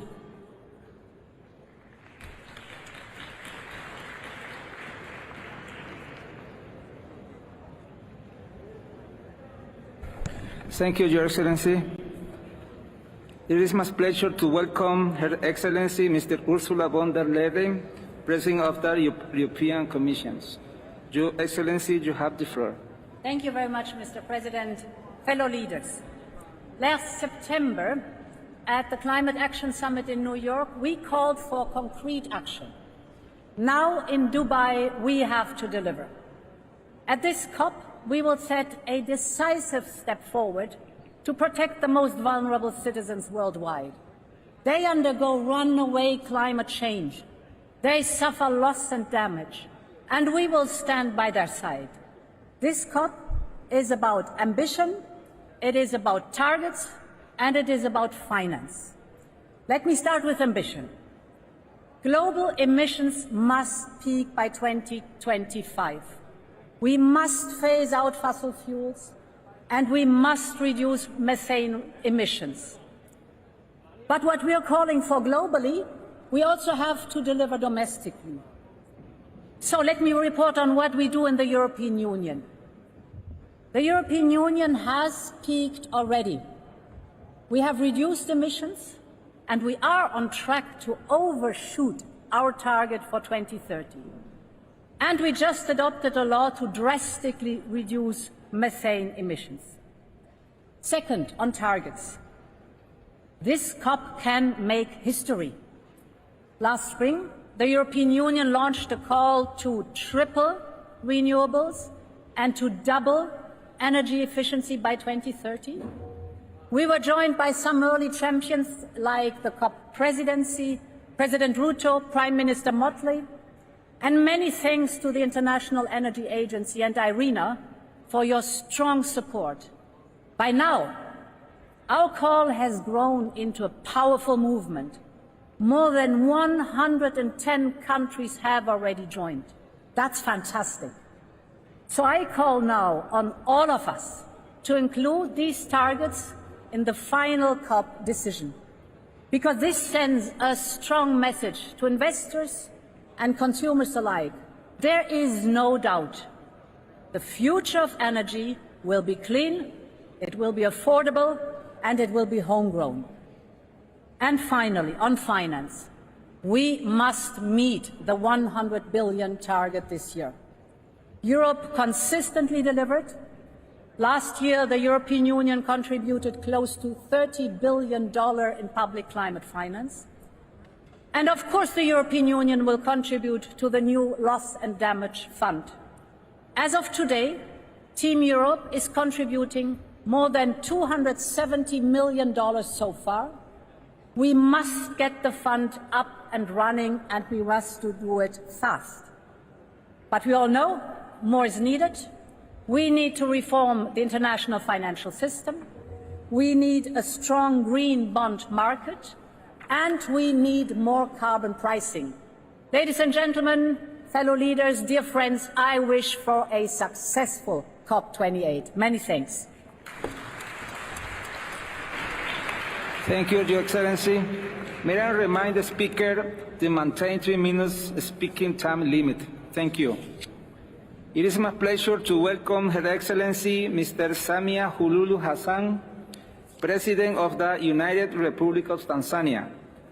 Your Excellency, you have the floor.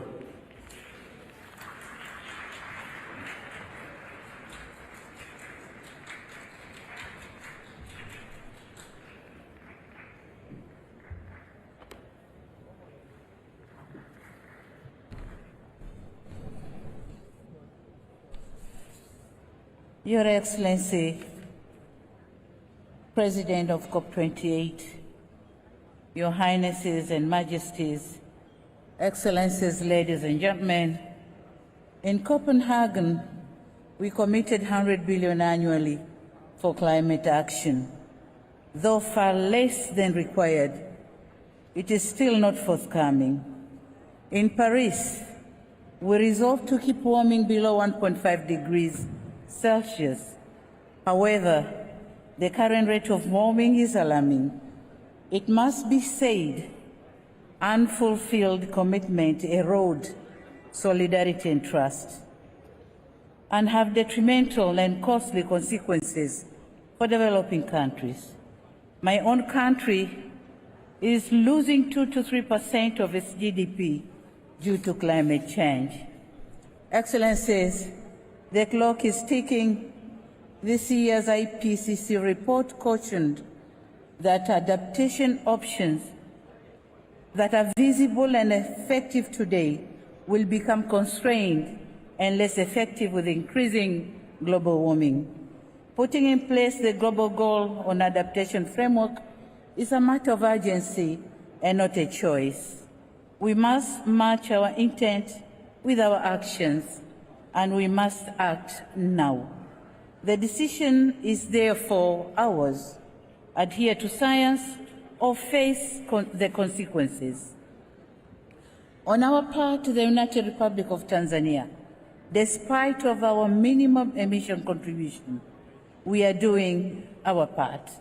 At this COP28, we seek to mobilize support for increased use of clean and affordable cooking fuels and technologies across Africa, especially for women. Our call is for all of us to play our part. Excellencies, honoring our commitments and advancing the pace of climate action is a solution to this scourge. As we seek to unite, act, and deliver here in Dubai, we must deliver on climate finance. Thanks for effecting the loss and damage fund. So let us now make the fund be accessible for developing countries, predictable, and of course, transparency should be the way of operation. I thank you very much for your... Thank you, Your Excellency. It is my pleasure to welcome His Excellency Mr. Gitanas Nausėda, President of Lithuania. Your Excellency, you have the floor.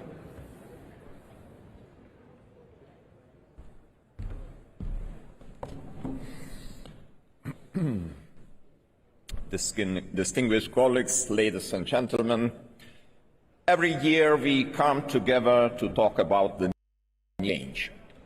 To get the change we so desperately need, we must become the change. For many years now, Lithuania, together with the whole European Union, has been undergoing, an ambitious transformation and working on the global climate action. At first, Lithuania made a strategic decision to seek energy independence. We have built our own LNG terminal, which decreased prices and turned Lithuania into a regional gas hub.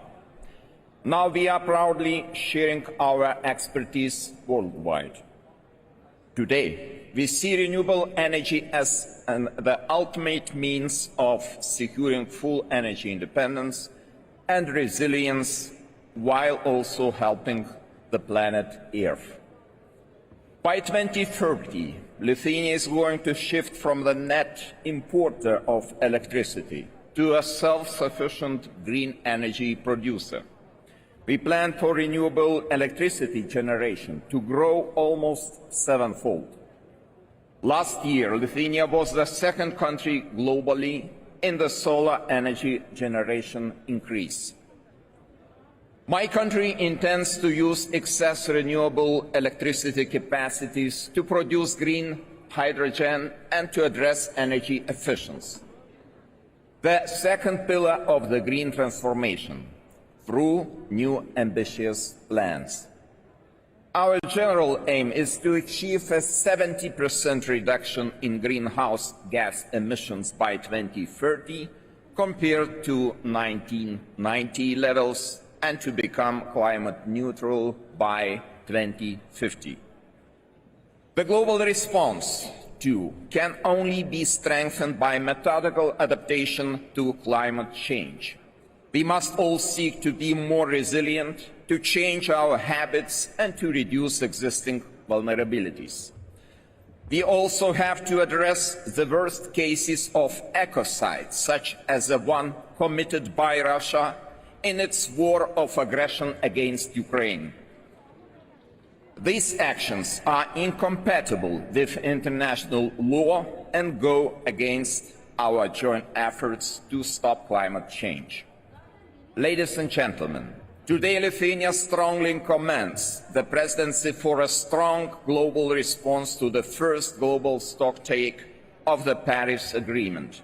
We call on all leaders to approve global 2030 renewables and energy efficiency targets.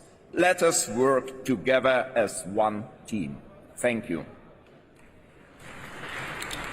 Thank you, Your Excellency.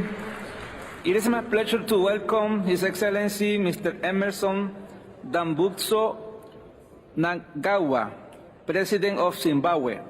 Your Excellency, you have the floor.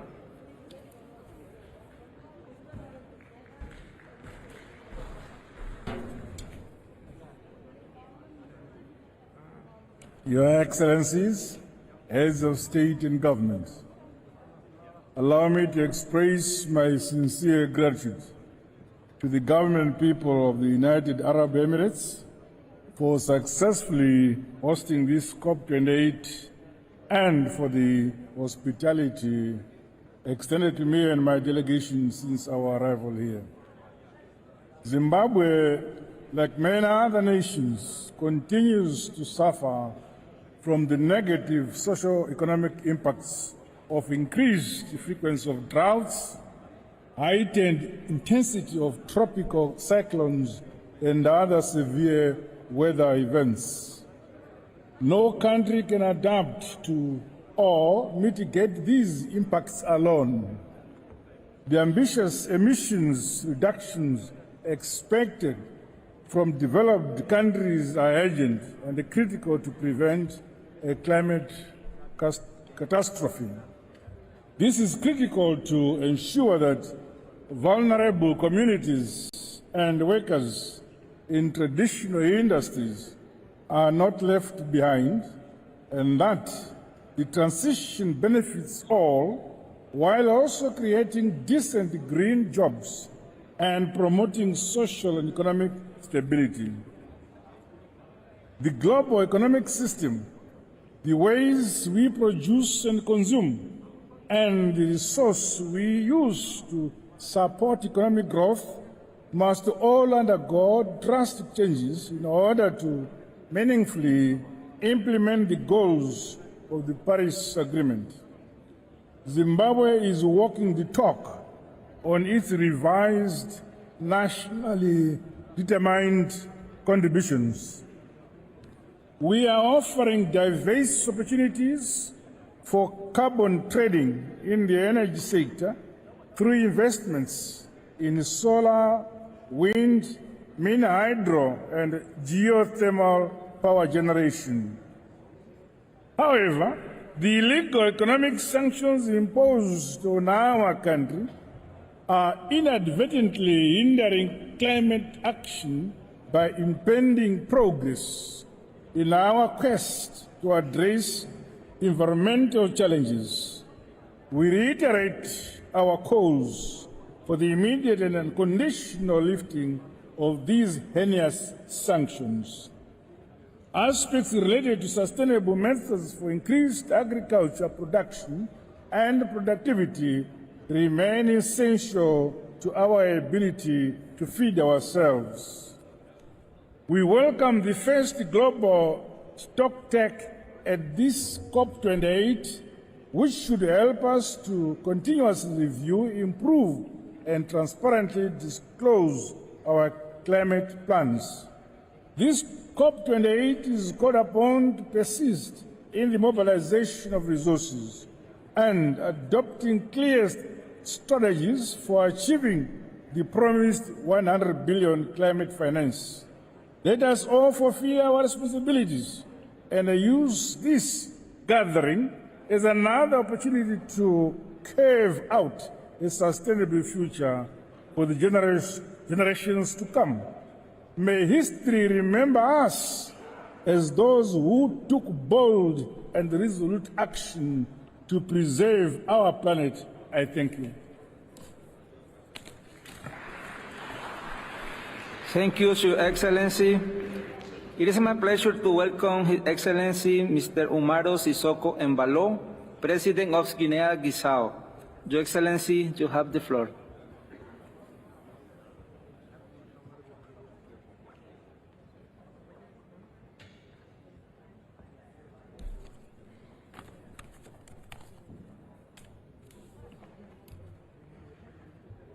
Senhor Dr. Sultan Al-Jaber, presidente de COP28, como muitos países da África Ocidental, a Guiné-Bissau é particularmente vulnerável às alterações climáticas. As nossas comunidades costeiras estão sujeitas à elevação do nível do mar, as nossas safras agrícolas enfrentam condições climáticas cada vez mais imprevisíveis e a nossa biodiversidade está sob constante ameaça e, no entanto, embora vítimas das alterações climáticas, somos também autores ativos na busca de solução. Temos empreendido ações significativas para a implementação da estratégia de gestão sustentável dos nossos recursos naturais, a promoção de energias limpas e renováveis e a adaptação de infraestruturas críticas para resistir aos impactos climáticos. A conservação da biodiversidade é uma prioridade máxima para nós. O nosso país é abençoado com uma rica diversidade de espécies e ecossistemas únicos e estamos empenhados em protegê-los. Para as gerações futuras, acreditamos que a biodiversidade é intrinsecamente ligada à nossa própria resiliência como nação. Esse desiderato consubstanciado se decreta mais de 26% do nosso território como áreas protegidas, ultrapassando a meta de 11 da CHI, da Convenção das Nações Unidas sobre a Diversidade Biológica. Minhas senhoras e meus senhores, todas essas problemáticas sustentam de que a crise climática é uma ameaça global que requer uma resposta global. Nenhum país deve ser deixado para trás e é fundamental que as nações desenvolvidas cumpram com as suas obrigações financeiras e de assistência técnica para ajudar os países em desenvolvimento a enfrentar os desafios das alterações climáticas.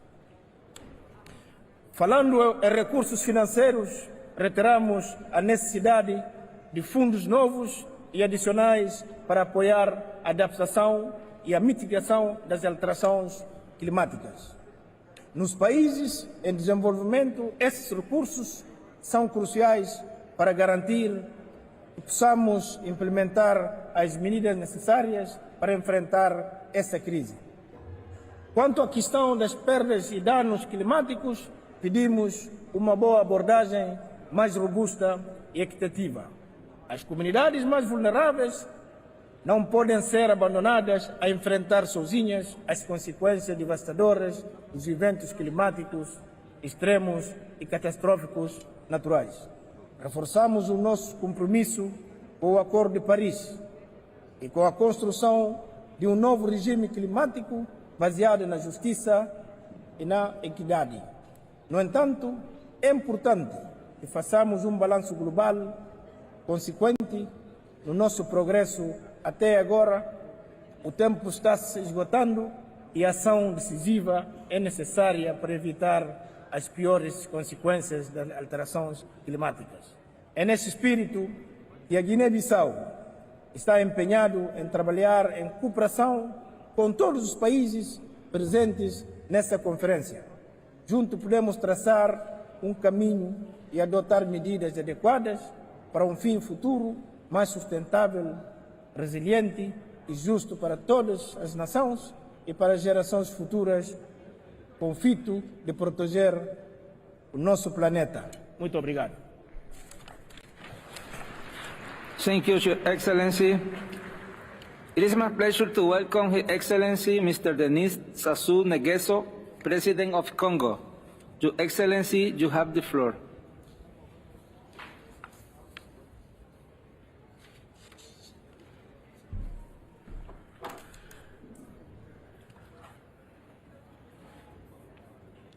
Mesdames et Messieurs les chefs d'État et de gouvernement, Monsieur le Secrétaire général des Nations Unies, Monsieur le Président de la COP28, Mesdames et Messieurs,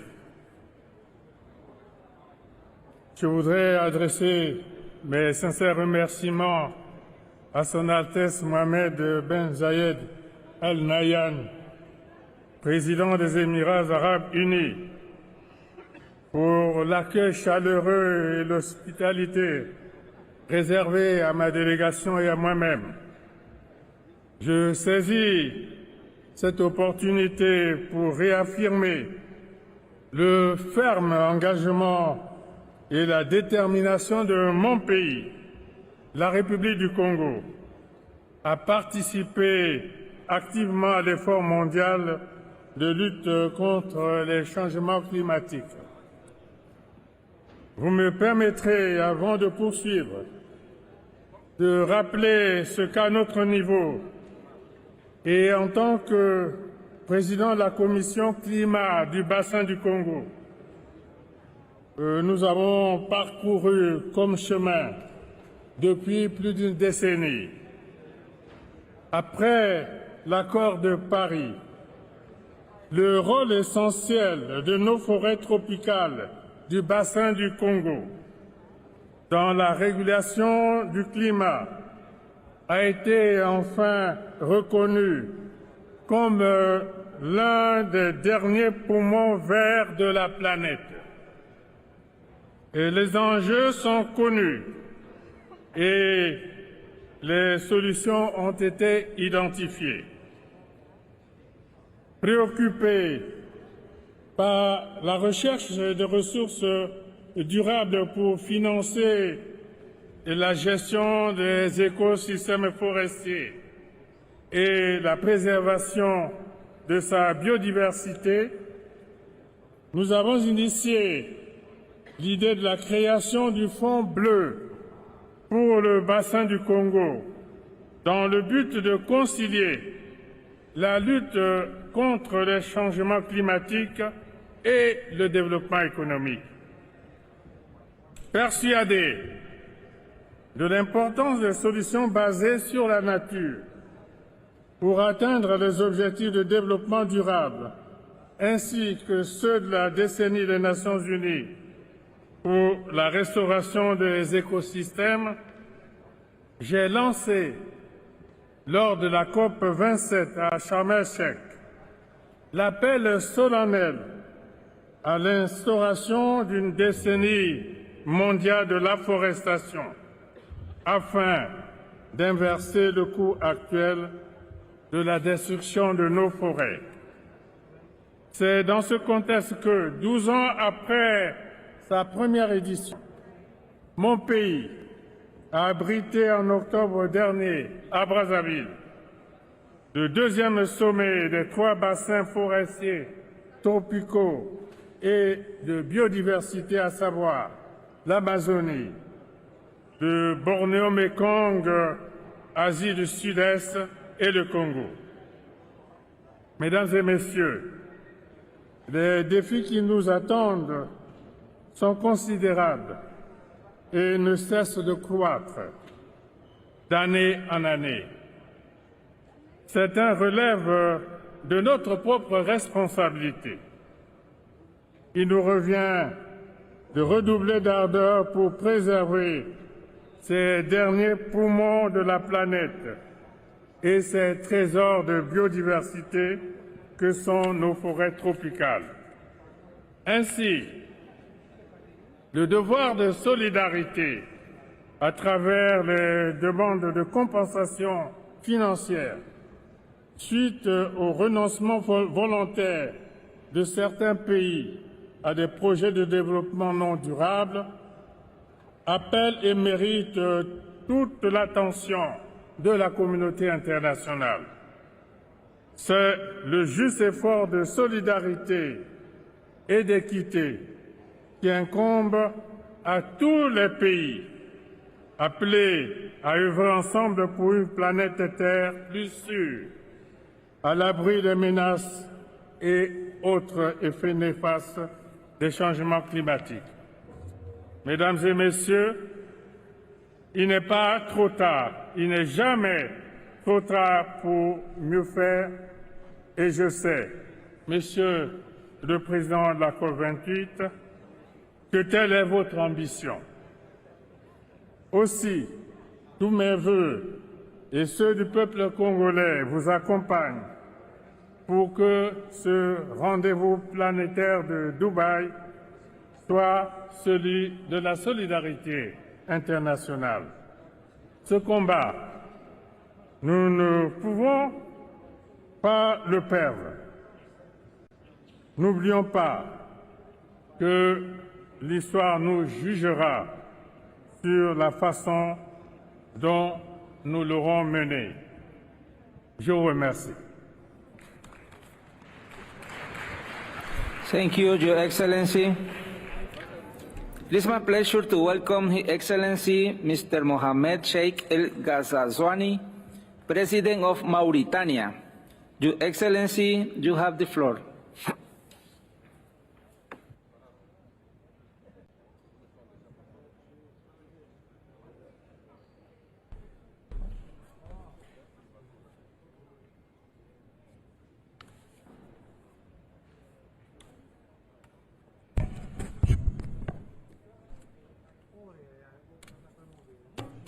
أصحاب الجلالة والفخامة والسمو، أصحاب المعالي، السادة والسيدات، أيها الحضور الكريم،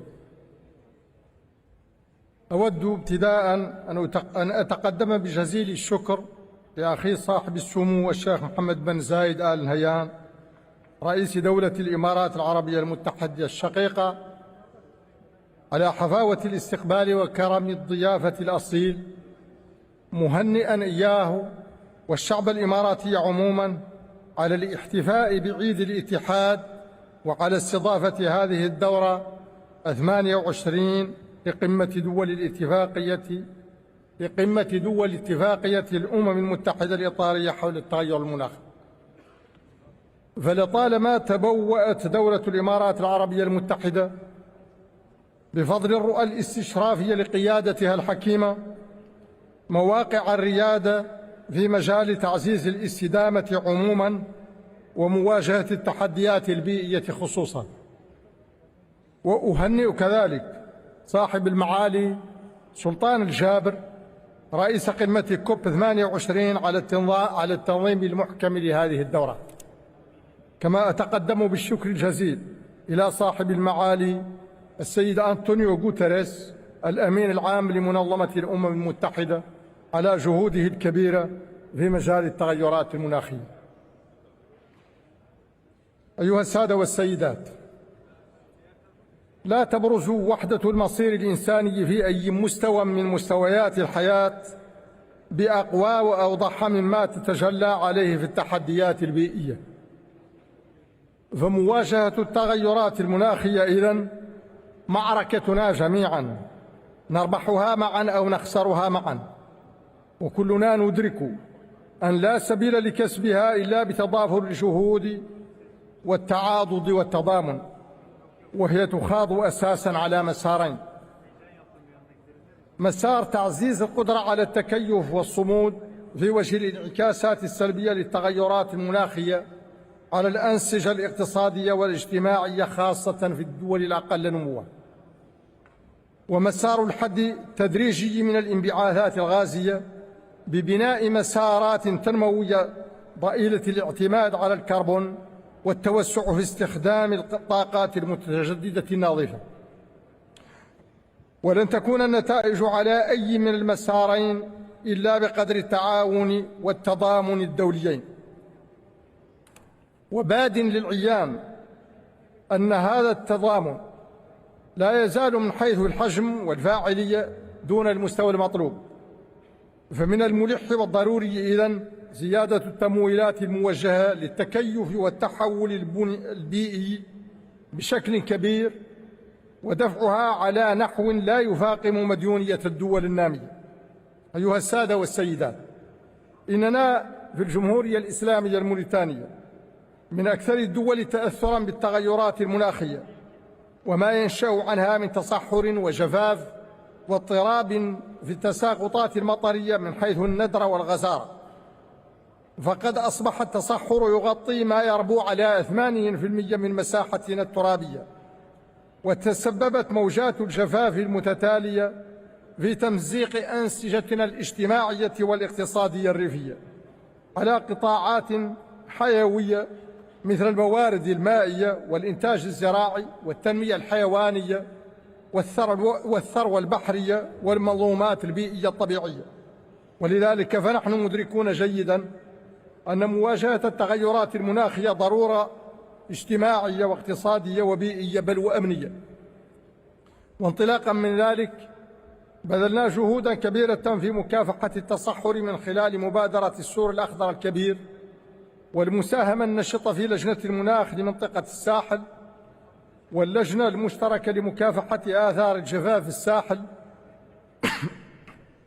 وباعتماد ميثاق مبادرة الشرق الأوسط الأخضر التي أطلقتها المملكة العربية السعودية الشقيقة، كما استثمرنا في التسيير المستدام للمناطق البحرية والساحلية ذات النفع البيئي العالمي. وعلاوة على ذلك سعينا بكل الجهود إلى تعزيز قدرة مواطنينا على الصمود والتكيف مع تداعيات التغير المناخي على المنظومات الاجتماعية والاقتصادية. هذا على مستوى دعم التكيف والصمود، لكننا لم نغفل مسار بناء تنمية أقل اعتماداً على الكربون بالاستثمار الكبير في الطاقات المتجددة. فعلى الرغم من ضآلة إسهامنا في انبعاثات غازات الاحتباس الحراري، فقد استطعنا زيادة حصة الطاقات المتجددة من مجمل استهلاكنا الطاقوي على نحو معتبر، حيث وصلت إلى 34% سنة 2020 مع التخطيط للوصول إلى نسبة 50% سنة 2030. وبفضل برنامجنا الواسع لتطوير الهيدروجين الأخضر الذي هو الآن قيد الإطلاق، فإننا واثقون من تحقيق الهدف الذي رسمناه في مساهمتنا المناخية الوطنية المراجعة والمتمثل في خفض الانبعاثات الكربونية بنسبة 11%. غير أننا في كل هذه الجهود لا نزال نحتاج شأننا في ذلك شأن معظم الدول النامية إلى زيادة الدعم الدولي لتعزيز القدرة على الصمود والتكيف ولتأمين انتقال طاقوي منصف وفعال. وإنني أجدد الدعوة لرفع مستوى الدعم للدول النامية في مواجهة هذه التحديات البيئية. لا أرجو لأعمال قمتنا هذه كل التوفيق والنجاح، والسلام عليكم ورحمة الله. Thank you, Your Excellency. It is my pleasure to welcome His Excellency Mr. Kassym-Jomart Tokayev, President of Kazakhstan. Your Excellency, you have the floor.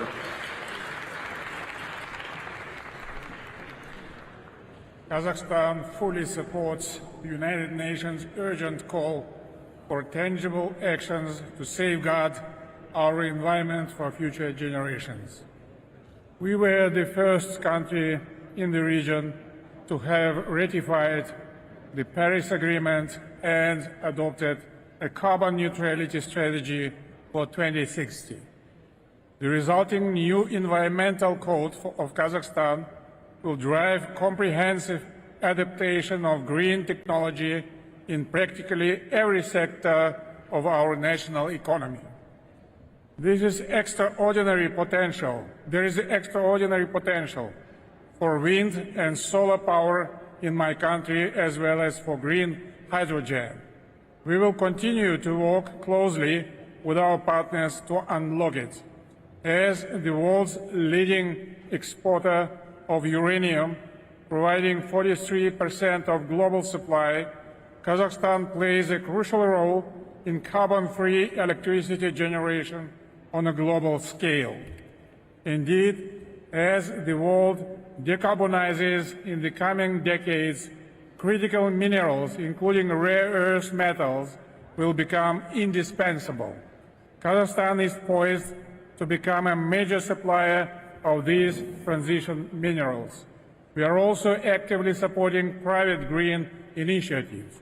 For example, Kazakhstan-based the Plastic Association works on plastic waste-free projects contributing to eco-friendly solutions. Cutting methane emissions is the fastest opportunity we have to immediately slow the rate of global warming. That's why I am pleased to announce today that Kazakhstan has decided to join the Global Methane Pledge. At the same time, we are eager to tackle the enormous challenge of coal in our region by implementing our region's first ever Just Energy Transition Partnership in Kazakhstan. For both of these to succeed, we look to our friends and partners for their concrete support. More widely, we look to the international community to scale up its commitment to greater meaningful climate finance. But finance is just the first hurdle.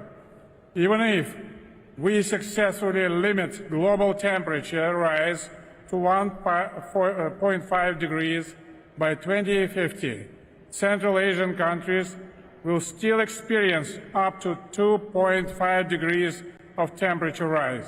So adaptation is both inevitable and imperative. Therefore, we urge that more resources be allocated to support the International Fund for Saving the Aral Sea. Moreover, we are pleased, together with France, to co-chair the first One Water Summit on the margins of the next United Nations General Assembly. To build a momentum on climate action in Central Asia, we decided to convene a regional climate summit in Kazakhstan in 2026 under the United Nations auspices. The climate emergency is a global crisis that requires a global response. Kazakhstan firmly believes that only through collective action and cooperation we can resolve the climate crisis. And finally, I extend my warmest congratulations to His Highness Sheikh Mohammed bin Zayed Al Nahyan for successful COP28 presidency. Thank you. Thank you, Your Excellency. It is my pleasure to welcome His Excellency Mr. Santiago Peña Palacios, President of Paraguay. Your Excellency, you have the floor.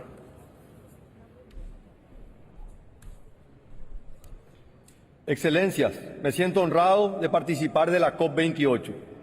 Nos reunimos aquí diferentes culturas y tradiciones para definir en conjunto cómo abordar un desafío común, los efectos negativos del cambio climático.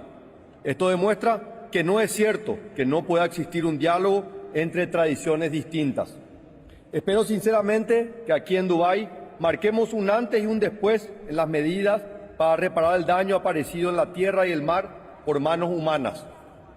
Dichas medidas de protección al ambiente, empero, deben ser rigurosas y justas.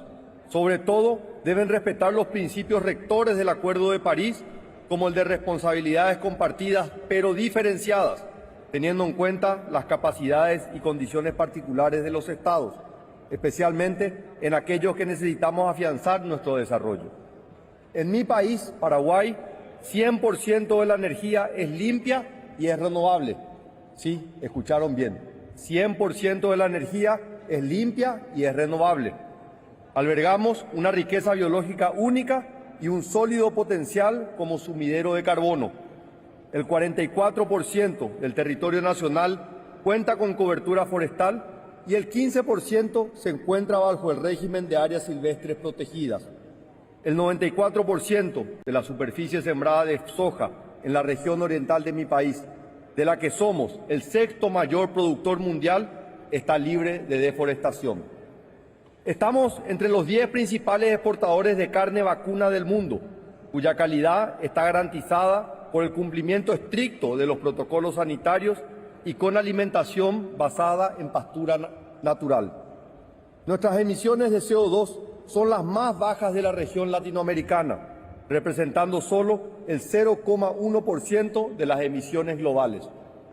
La cuarta comunicación nacional sobre cambio climático demuestra una reducción del 44% de las emisiones del sector de cambio de uso de la tierra y silvicultura y un 40% de las emisiones de metano en el sector agrícola y ganadero con respecto al año 2010. Dimos nuestros primeros pasos para insertarnos en el mercado voluntario de carbono. El Paraguay es un actor clave para la seguridad alimentaria y energética. Tiene una enorme conciencia sobre el ambiente y ha tomado pasos para ser considerado un ejemplo en este campo. Es hora de que el mundo lo sepa. Insto a la Convención a simplificar los procesos y eliminar las barreras que impiden el acceso a los fondos climáticos. El planeta es un patrimonio común y por ello alentamos a una participación sin exclusiones en el ámbito de la COP. En tal sentido, proponemos la incorporación de la República de China-Taiwán en este proceso.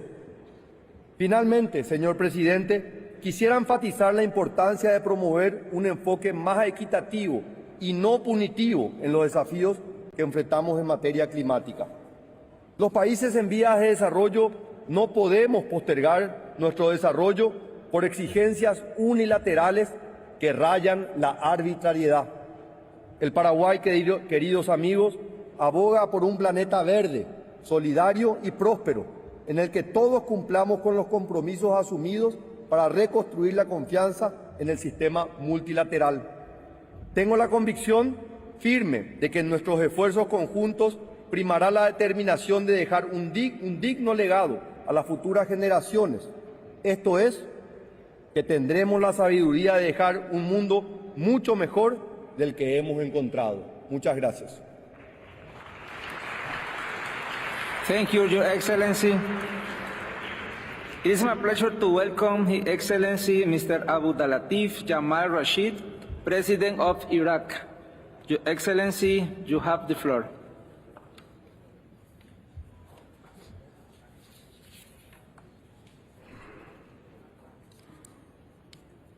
بسم الله الرحمن الرحيم.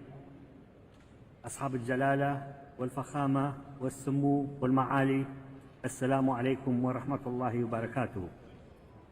نتقدم لكم بأطيب التحيات من العراق، بلاد وادي الرافدين، مهد الحضارات البشرية التي قدمت العلم والمعرفة والقانون، فكانت أول أرض شرعت فيها القوانين المقترحة بآثارها الطبيعي المستمد من نهريهما الدجلة والفرات، والذين أصبحوا اليوم مهددين بانحسار والجفاف بفعل تأثيرات عديدة من بينها التغيير المناخي.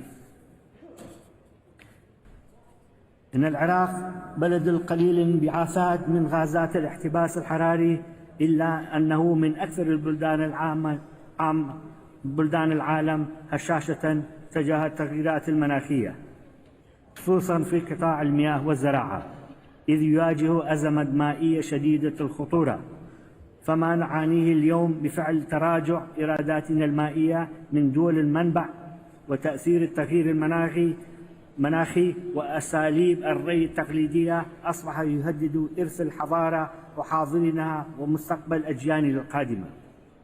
وخير مثال على ذلك جفاف الأهوار في جنوب العراق المدرجة ضمن لائحة التراث العالمي، فإن أحداث الطقس المتطرفة في العراق من درجات الحرارية القياسية وقلة التساقط المطري تسبب في اتساع رقعة الجفاف والتصحر وتقلص أراضي زراعية وتدور الأراضي وزيادة العواصف الترابية والرملية وخسارة الموارد الطبيعية، وما نتج عنها من تحديات اقتصادية أدت إلى زيادة الفقر وزيادة معدل النزوح الداخلي والهجرة الخارجية. إن الصراع فيما يخص المياه ليس جديدا.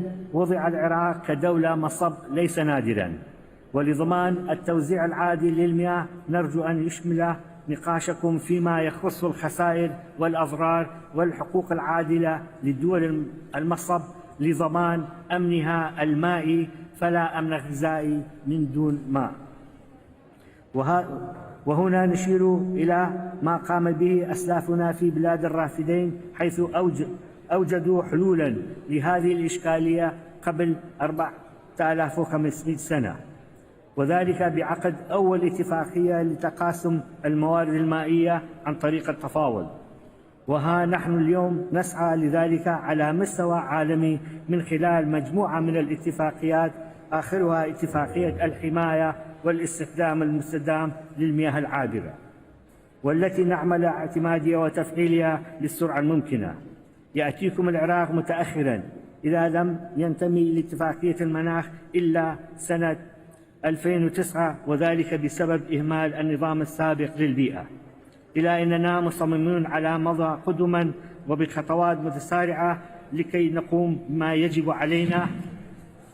فقد قدم العراق وثيقة مساهمته المحدودة وطنيا NDC لتكون السياسة العليا الطموحة لزيادة المرونة تجاه تغيير المناخ، والتي ترسم خطتنا المستقبلية لتخفيف وتكييف وإنجاز أهداف التنمية المستدامة بسنة 2030. لذا يتم إعداد تقرير البلاغ الوطني الثاني للتغييرات المناخية، والتقرير المحدد لكل سنتين والخاص بجرد الانبعاثات في العراق، وهو ما يعكس التزام العراق بمشاركة العالم بالالتزاماته المناخية. وبناء على ذلك اتخذت الحكومة العراقية إجراءات سريعة لتنفيذ مشاريع الطاقة النظيفة والمتجددة ولتقليل انبعاثات الغاز المصاحب في إنتاج النفط وإيقاف حرقه والاستفادة منه، وصولا إلى تصوير انبعاثات الغاز المصاحب في 2030، وتخفيض الانبعاثات الغازية الدفيئة من منظومة الكهربائية من خلال تعزيز كفاءتها. نحن على ثقة بأن مخرجات مؤتمر دبي للمناخ ستكون شاملة ومتوازنة ومنصفة فيما يخص التقييم العالمي والانتقال العادل وصنوع الخسائر والأضرار، والهدف العالمي لتكييف مستندة إلى مبدأ المسؤولية المشتركة لكل ما تبنيها وحسب القدرات والظروف الوطنية لكل دولة، وبما يحقق الانتقال العادل والمنصف نحو الطاقة النظيفة المتجددة والمستدامة، وزيادة مرونة التكييف مع التغيير المناخي، مع مراعاة حاجة البلدان النامية في الحصول على تمويل المناخي لبناء القدرات ونقل التكنولوجيا.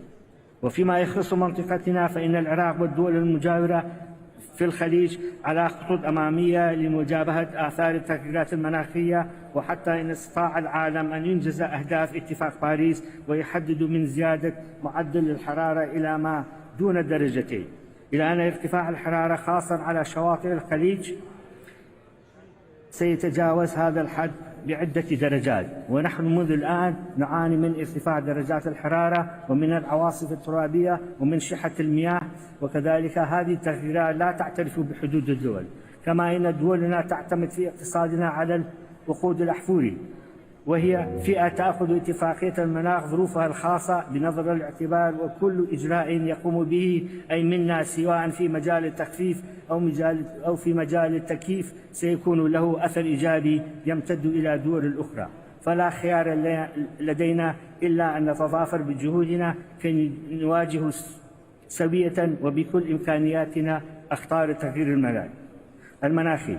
لذا ومن هذه المنصة ندعو دول الجوار في الخليج إلى بذل مزيد من الجهود للسعي معا كمجموعة تفاوضية واحدة ومن موقف موحد يبين صعوبة مستقبلنا المناخي للعالم، ويسعى لضمان حقوق شعبنا وإقامة تجمع إقليمي يضم الدول المتشاطئة الثمان على الخليج، وهي التي ستتعرض أكثر من غيرها لآثار تغييرات المناخ الخطيرة. وفي الختام لا يفوتنا إلا وإن ندين العدوان المستمر على غزة، ونطالب المجتمع الدولي بالوقوف أمام هذا العدوان ونكرر موقفنا في العراق في القضية الفلسطينية حقه في تقرير المصير. وأشكركم والسلام عليكم ورحمة الله وبركاته.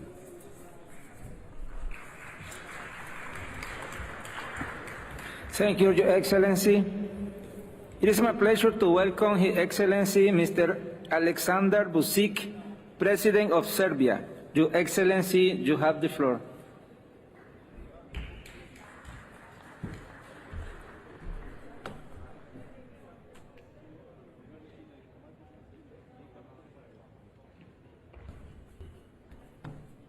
Mr. President, ladies and gentlemen, dear colleagues. First and foremost, allow me to extend a heartfelt congratulations to the United Arab Emirates government for bringing the world together at a critical moment for global transformative climate action, despite the challenges we all face today worldwide. As we once again gather to face the greatest challenge of our time, we are at a critical time in the fight against climate change. Catastrophic global warming and ongoing extreme weather events are casting a dangerous shadow over our collective future. Today I stand before you not only as the representative of the Republic of Serbia, but also as a global citizen advocating for global well-being. Across the border of the Republic of Serbia, the echoes of climate change resonate disturbingly loudly. Our country is at the forefront, struggling with alarmingly high average temperatures above the global average, since average temperature in Serbia already increased by 1.8 degrees Celsius, and in summer it is as high as 2.6 degrees Celsius. At the same time, climate projections indicate that if we continue business as usual, by the end of the century we can expect an increase in the average temperature up to 5.8 degrees Celsius, a cataclysm of a kind that threatens our economic and social fabric. This year will most certainly take the infamous title of the warmest ever recorded, not just globally, but in our country as well. Aside from warmest months ever recording being July, August, September and October, we witnessed for the first time 2 tropical nights with temperatures over 20 degrees Celsius during the month of October, which is unheard of in Serbia. In addition, we are still calculating the damage drought made to our economy last year, while on the other hand, severe storms devastated our cities, causing a vast damage as well. We must stand united against climate change, and we must act now. We will continue to contribute to the global fight against climate change by improving our national system for mitigation and adaptation in line with our national circumstances and with the support of our development partners. In steadfast response to this existential threat, I am honored to announce the government of the Republic of Serbia's unwavering commitment. In June of this year, we charted a transformative course with the adoption of our low-carbon development strategy, which served as the basis for revised national determined contribution that raised the ambition of our initial NDC by more than 3 times. Long-term requirements of the Paris Agreement as well as the EU accession process are the basis for long-term vision of the strategy that by 2050 Serbia will be a low-carbon society with a competitive and resource-efficient economy which provides to citizens new, green jobs and quality life in a climate-resilient society. With this in mind and guided by science, we also developed our climate change adaptation program, which is to be adopted in the forthcoming period. Adaptation program will provide climate risk and vulnerability assessment and propose medium and long-term adaptation policies and measures in the most vulnerable sectors such as agriculture, infrastructure, forestry and human health. Recognizing that the fight against climate change transcends borders, we issue a solemn call to action for all. While our national progress is unstoppable, it is part of a larger puzzle. The Republic of Serbia is ready to play its role in the global orchestra against climate change. We call upon the international community, especially our developed counterparts, to honor their commitments to financial and technical assistance. Let this be a call for armed cooperation and shared responsibility, a call for the clarity of saying one against the pessimistic scenarios. Although I have to add something, which is my personal opinion, and once again, many thanks to Sheikh Mohammed bin Zayed Al Nahyan, the President of the United Arab Emirates, for his great hospitality. Just would like to say that we all gathered here because of a terribly difficult problem that we are facing with, which is climate change. But how are we going to resolve this issue if we are not able to resolve all the geopolitical problems we are facing with today? There are many wars throughout the world that we haven't been able to stop in the recent period. And moreover, I'm afraid that we won't be able to do so. If we were not capable of delivering results in this, how we can be so sure, how we can be so certain that we'll deliver the very best results, the very proper results on climate change issues as well. And just to add to that, I believe that bringing us all back to the real principles of the Organization of the United Nations that we established after the Second World War, because we have to act in accordance, in adherence with rules, regulations that were accepted by most of the members of the international community, by most or by all the states of international community. It has to happen, otherwise we'll always face arbitration, different approaches, and will never deliver better results even on this. You cannot have different approaches towards territorial integrities of some countries, and we as Serbia know this better than anyone else dare to say. And on the other hand, I heard today a phrase, as we come together, as we come together, as we come together. Let us find a common denominator which will find a way, find a path to resolve firstly the biggest geopolitical issues, and then to tackle in a very proper way an issue of climate changes, which is becoming one of the most important. Thank you once again.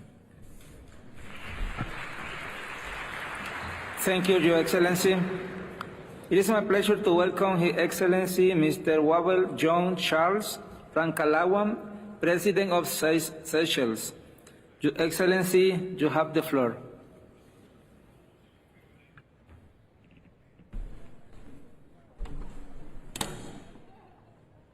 Your Highness Sheikh Mohammed bin Zayed Al Nahyan, President of COP28 Dr. Sultan Al Jaber, Heads of State and Government, Excellencies, ladies and gentlemen.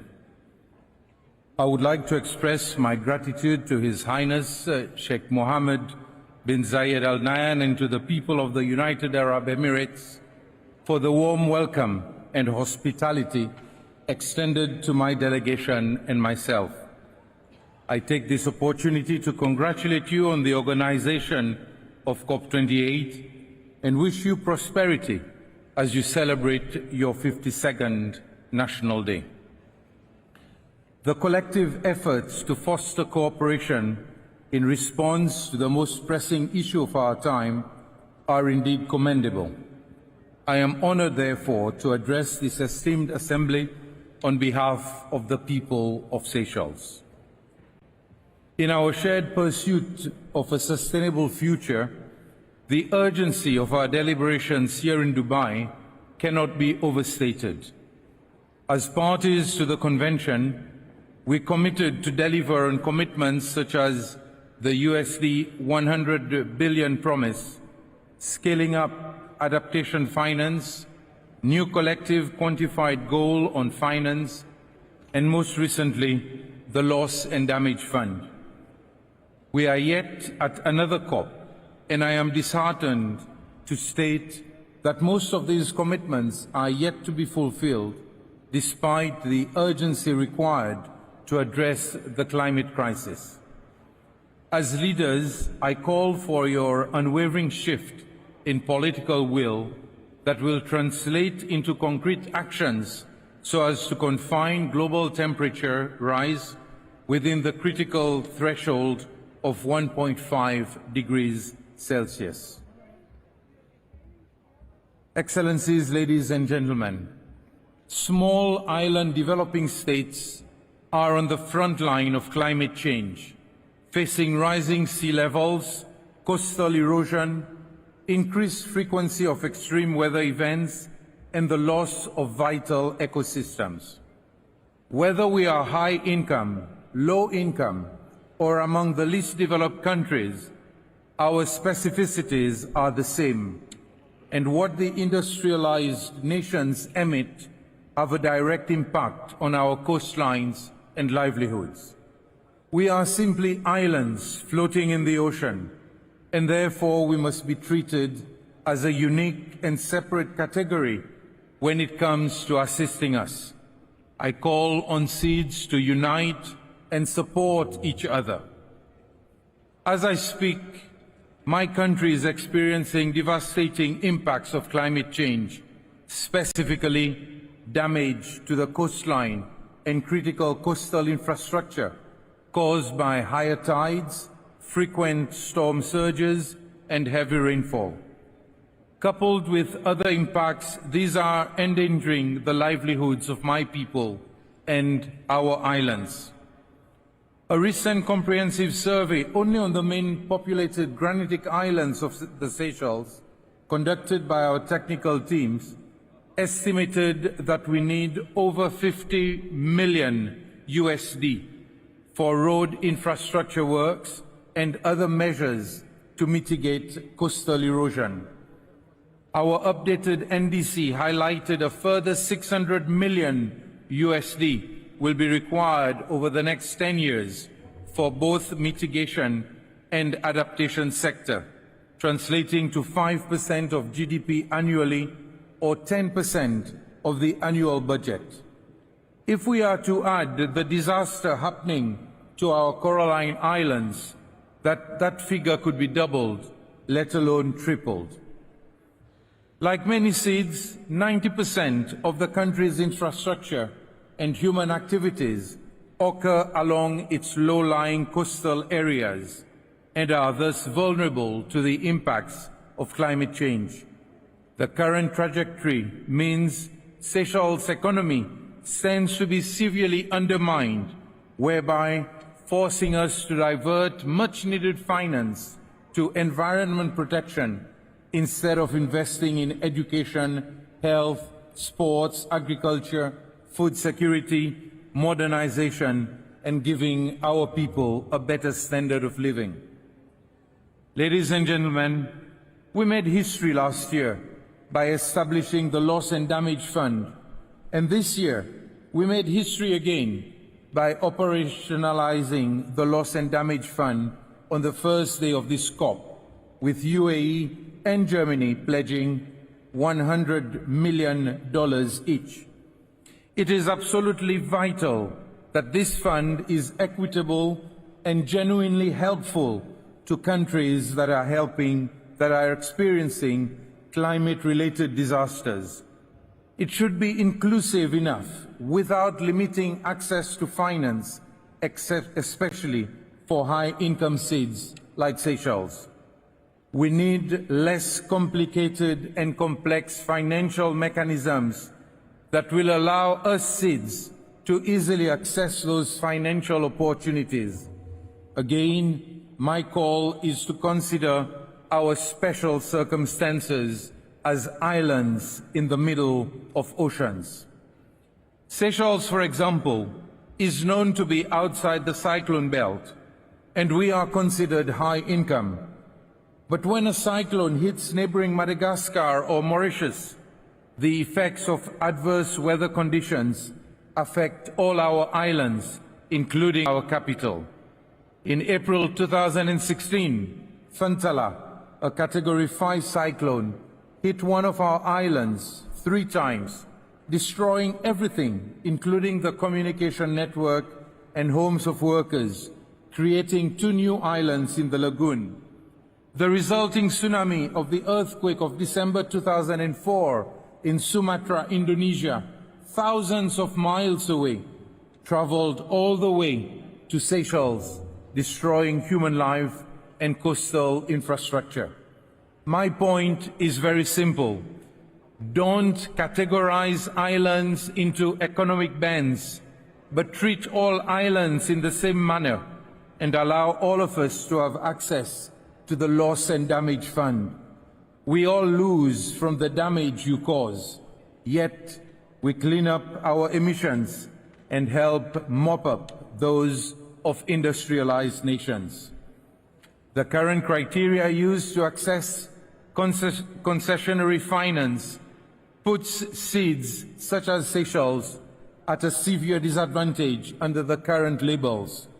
There is an urgent need to reform the multilateral international financial institutions to address the restrictive conditionalities.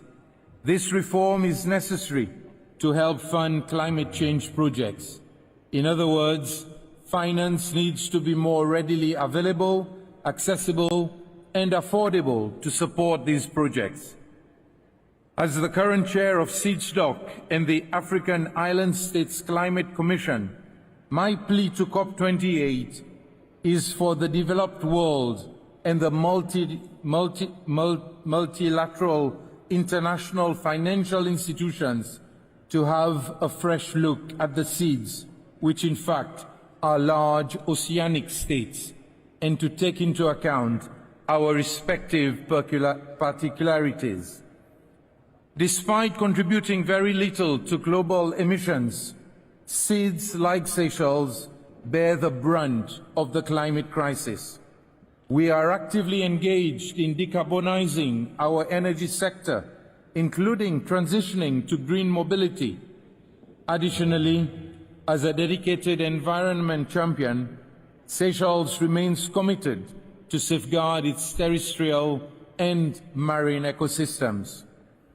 When I signed the United Nations High Seas Treaty, or the BBNJ, earlier this year at the UN, I smiled to myself because, in a sense, Seychelles had already ratified it, since we are already protecting 32% of the ocean under our care.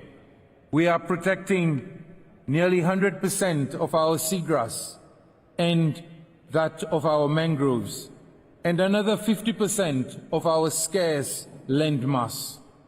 Recent sightings of blue whales in our waters after more than 60 years' absence serves as evidence that our conservation efforts are creating a safe haven for marine life. The message is loud and clear. Seychelles is a committed partner that can be trusted. We believe in what we preach, and we walk the talk. The evidence is there. However, we cannot do it alone. We need the financial support of the whole world to help the 100,000 people on these islands in the middle of the Indian Ocean. Excellencies, ladies and gentlemen, the metaphorical hourglass is dwindling. COP28 presents a pivotal call to action to build climate resilience before the last grain of sand slips away. In unity and determination, let us seize this moment to reverse our course and forge a sustainable and resilient future for generations to come. Let's not leave anyone behind. I thank you. Thank you, Your Excellency. May I remind the Speaker to maintain 3 minutes speaking time limit? Thank you. It is my pleasure to welcome His Excellency Mr. Recep Tayyip Erdoğan, President of Turkey. Your Excellency, you have the floor.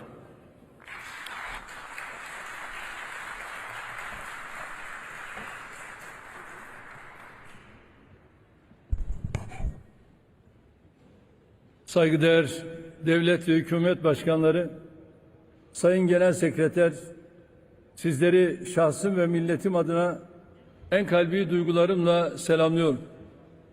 Zirve toplantımızın hayırlara vesile olmasını diliyorum. Samimi misafirperverlikleri için emirlik makamlarına teşekkür ediyorum. Dünyamız koronavirüs salgını ve Ukrayna-Rusya savaşının ardından şimdi de Gazze'deki katliamların acı sonuçlarıyla karşı karşıya bulunuyor. Türkiye tüm bu krizlerde barışın yanında olmuş, adalet ve hakkaniyet temelinde çözüm için çalışmıştır. İklim değişikliğine de bu perspektiften yaklaşıyoruz. Sera gazı emisyonunda tarihi sorumluluğumuz %1'in altında olmasına rağmen kendi imkanlarımızı kullanarak çok önemli adımlar atıyoruz. 2053 yılı itibariyle net sıfır emisyon hedefini gerçekleştirmeyi öngörüyoruz. 2030 senesine kadar emisyon azaltım hedefimizi 2 katına çıkardık.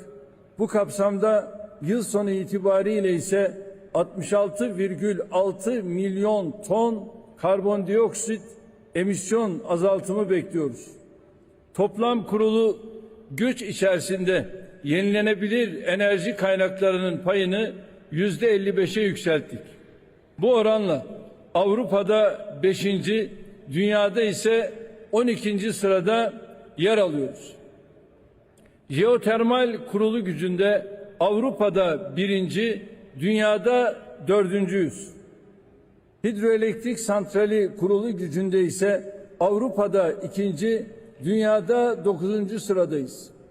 Hidrojen teknolojileri stratejimizi uygulamaya aldık. Ayrıca net sıfır emisyon hedefi bağlamında çelik, alüminyum, çimento ve gübre sektörleri karbonsuzlaşma yol haritamızı tamamladık. 2053'te yenilenebilir enerjinin payını %69'a çıkarmayı planlıyoruz. Eşimin himayesinde başlatılan sıfır atık projesiyle atıkların geri kazanım oranını 2035 yılında %60'a taşıyacağız. Tüm bu çalışmaların maliyetinin yüksekliği hepimizin malumudur. İklim finansmanı kaynaklarına ve teknoloji transferi imkanlarına daha adil şekilde erişebilmemiz bu bakımdan büyük önem arz ediyor. 6 Şubat'ta yaşadığımız deprem felaketine rağmen ne ekonomide ne de iklim değişikliğiyle mücadeledeki hedeflerimizden hiçbir zaman kopmadık. 14 milyon insanımızı ve 11 ilimizi olumsuz etkileyen depremlerin yol açtığı yaraları hamdolsun hızla sarıyoruz. Şehirlerimizin yeniden inşasında da çevreyi korumak, iklim ve çevre dostu yapılar inşa etmek önceliklerimizin başında yer almaktadır. Değerli dostlar, iklim kriziyle ilgili görüşlerimizi paylaşırken hemen yanı başımızda Filistin topraklarında yaşanan insani krize değinmeden geçemeyiz. İsrail saldırıları sonucu çoğunluğu çocuk ve kadın 16 bini aşkın Filistinli masum sivilin hayatını kaybetmesi hiçbir şekilde meşru gösterilemez. Gazze'de yaşananlar insanlık suçudur, savaş suçudur ve bu suçu işleyenlerden uluslararası hukuk önünde mutlaka hesap sorulmalıdır. Son gelişmelerle birlikte 1967 sınırları temelinde başkenti Doğu Kudüs olan bağımsız, egemen ve toprak bütünlüğüne haiz bir Filistin devletinin kurulmasının ehemmiyetini hep birlikte tekrar gördük. Türkiye olarak bunun tesis ve temini noktasında her türlü sorumluluğu almaya hazırız. Dünya 5'ten büyüktür ve daha adil bir dünya mümkündür şiarımızı burada tekrar vurgulamak istiyorum. Bu düşüncelerle sözlerime son verirken kıymetli kardeşlerim Devlet Başkanı Sayın Mohammed bin Zayed ve Devlet Başkan Yardımcısı Dubai Emiri Mohammed El Maktum başta olmak üzere zirvemizin düzenlenmesinde emeği geçen herkese teşekkürlerimi sunuyorum. Hükümetler Arası İklim Değişikliği Paneli'nin 60. oturumunu Ocak ayında İstanbul'da gerçekleştireceğiz. Ayrıca 2026 yılında düzenlenecek Birleşmiş Milletler İklim Değişikliği 31. Taraflar Konferansı'na ev sahipliği içinde adaylığımızı açıkladık. Siz değerli dostlarımın bu kapsamda gereken desteği vereceğinizden şüphe duymuyorum.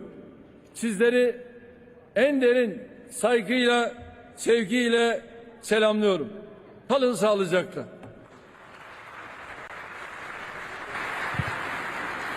Thank you, Your Excellency.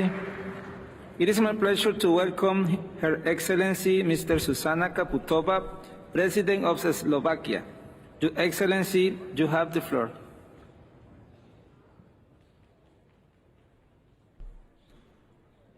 Mr. President, Excellencies, ladies and gentlemen, the findings of the global stocktake are clear. Humanity is marching towards the precipice.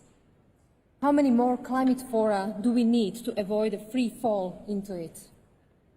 The number of weather-related disasters almost tripled in the past 4 decades. Every 5 seconds, someone dies a premature death because of pollution. Our inaction will soon make it every 4 seconds. 88% of the existing disease as a result of climate change occurs in children under 5 years of age. How much more do we want to harm the future generations? Excellencies, decisions which can avoid the current deadly course are ours to take. The solutions are right in front of us, feasible, effective, and low-cost options are already available to mitigate the climate crisis impact. We have the technologies, resources, and skills needed. Let's use them. Our efforts must be ambitious, collective, and universal. The science is clear. Our emissions must peak before 2025. Slovakia will do its fair share. Our emissions have peaked already. By 2030, they will be 55% less than in 1990. In the next 7 years, we will invest 5% of our GDP from public sources to decarbonize our economy and society. At the end of this year, Slovakia is stopping the use of coal as a source of electricity. In 3 years, we will phase it out from heat generation. By 2030, we plan to reach 29% of renewables share in our electricity production. 85% of our electricity is already made with zero emissions. We commit to increase this to 90% by 2025. Slovakia is endorsing the Global Renewables and Energy Efficiency Pledge. Since 2015, Slovakia's green finance has grown almost fivefold, including in greener ODA and our contribution to Green Climate Fund. The Loss and Damage Fund should help support the most vulnerable, and all big emitters and economies must step in and step up. Excellencies, let's make this COP the first one, where the benefits of our concrete commitments exceed our excuses and the carbon footprint of the planes we arrived on. Thank you.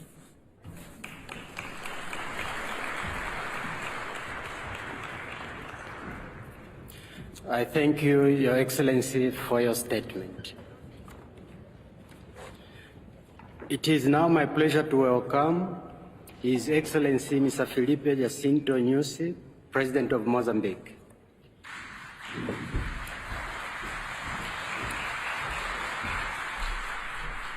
Your Excellency, you have the floor. Senhor Presidente, Excelências, minhas senhoras e meus senhores, é com elevada honra e satisfação em representação do povo e governo de Moçambique, uso a palavra nesta sessão de abertura da COP28 com o objetivo de rever o que fizemos nos últimos anos para, em conjunto, reorientarmos a nossa agenda na ação climática. Moçambique, apesar de contribuir com menos de 0,5% em emissões de gases de efeito estufa, está entre 10 países que sofrem dos efeitos adversos de mudanças climáticas.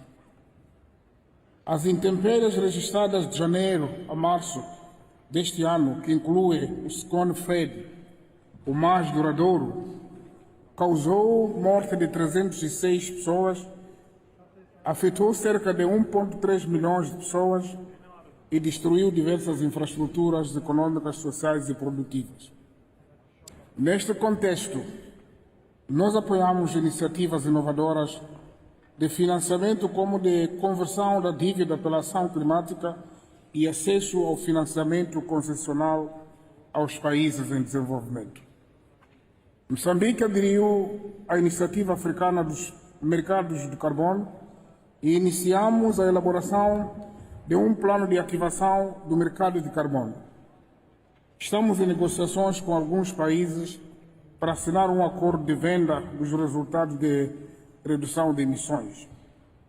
Considerando o potencial que Moçambique tem a gerar créditos de carbono, principalmente nos setores florestal, agrícola, de energias renováveis, bem como na economia azul, adotamos uma regulamentação nacional para projetos de rede mais e em 2018 fomos o primeiro país a receber benefícios com a certificação de 1,9 milhão de créditos de carbono.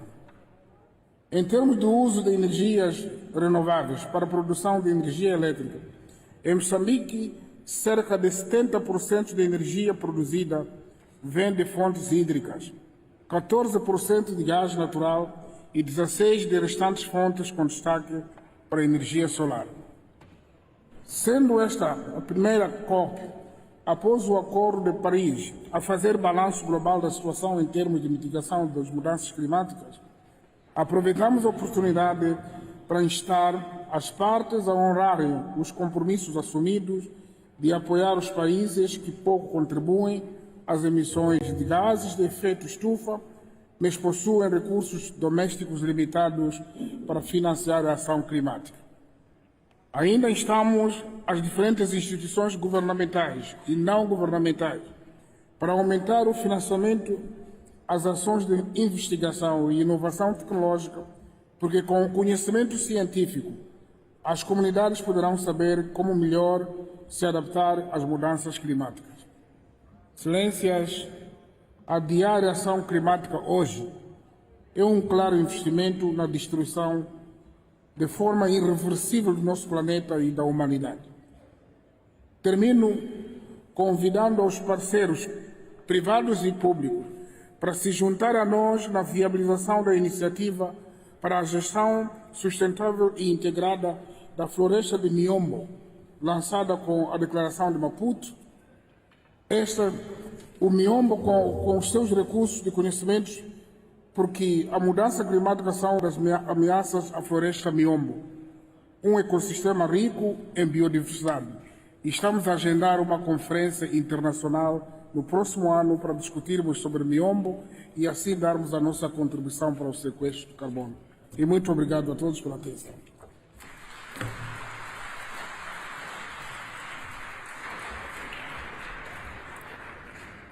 Thank you, Your Excellency.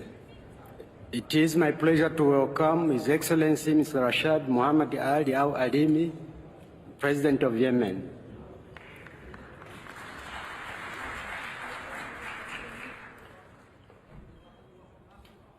Your Excellency, you have the floor.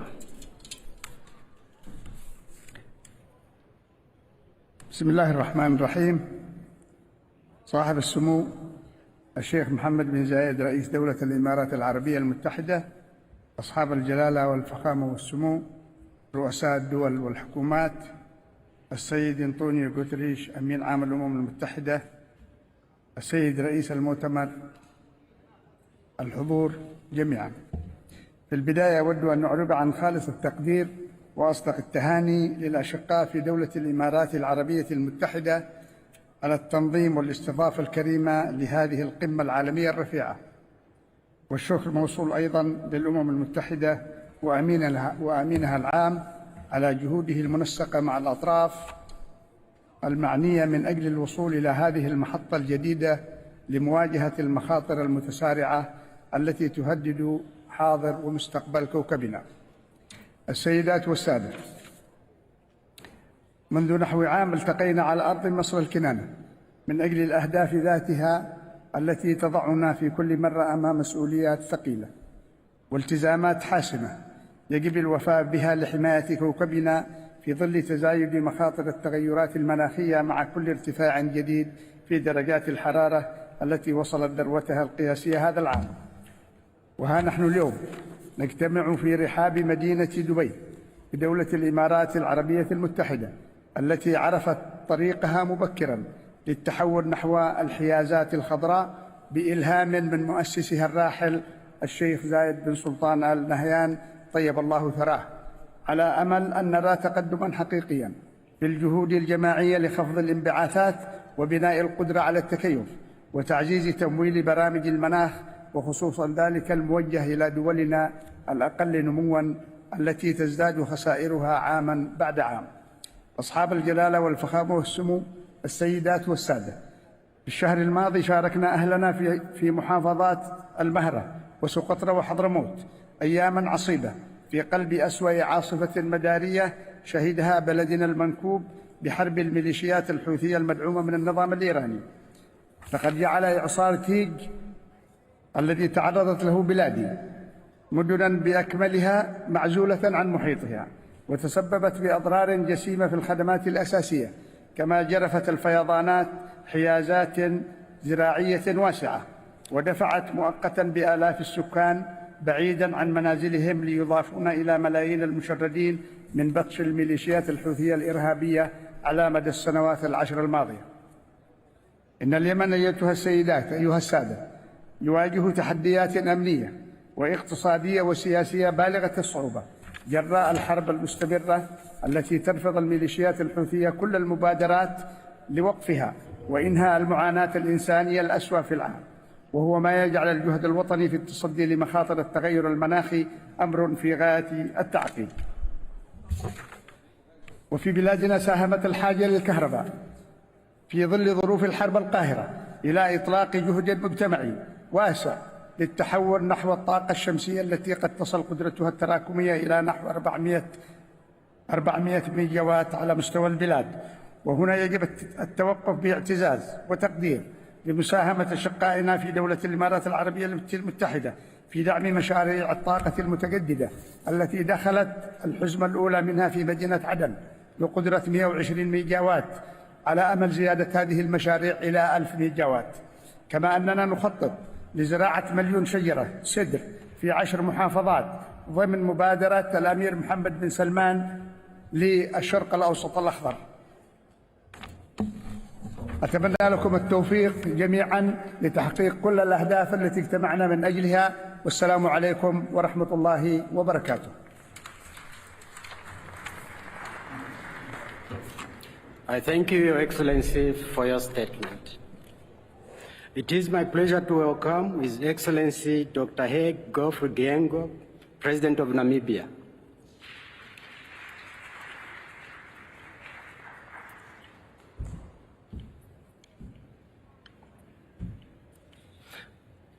Your Excellency, you have the floor.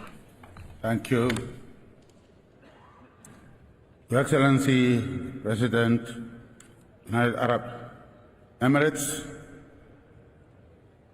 allow me to extend sincere gratitude to His Highness, President Nahyan, the people of the UAE, for graciously hosting the 28th United Nations Conference of Parties. I wish to commend the visionary efforts of the UAE government in championing sustainable development and environmental protection. The 6th report of the Intergovernmental Panel on Climate Changes identifies Namibia as one of the most vulnerable nations in sub-Saharan Africa, with rising temperatures, increased evaporation, and rainfall variability posing significant challenges. Therefore, for a drought-prone country like Namibia, climate change stands as a formidable obstacle to achieving the Sustainable Development Goals. The estimated cost for implementing our nationally determined contributions is $15 billion by 2030, with 90% of it contingent on financial support from the multilateral financing windows under UN FCCC.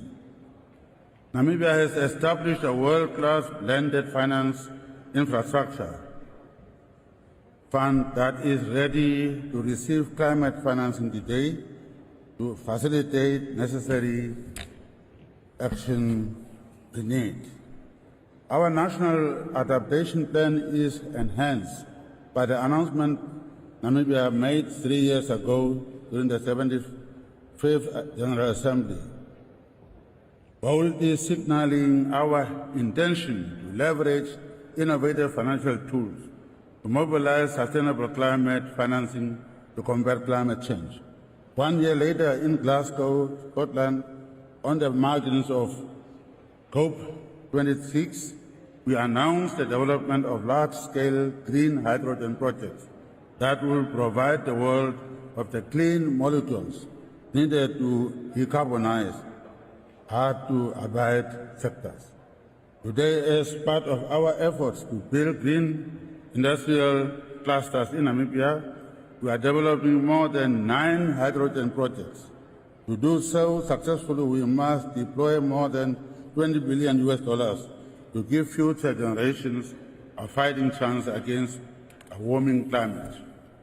Ladies and gentlemen, as we enter the inauguration global stock take, Namibia emphasizes that the process should help us to identify gaps in financial support needed, the support that was provided so far since the adoption of the Paris Conference in 2015 to date.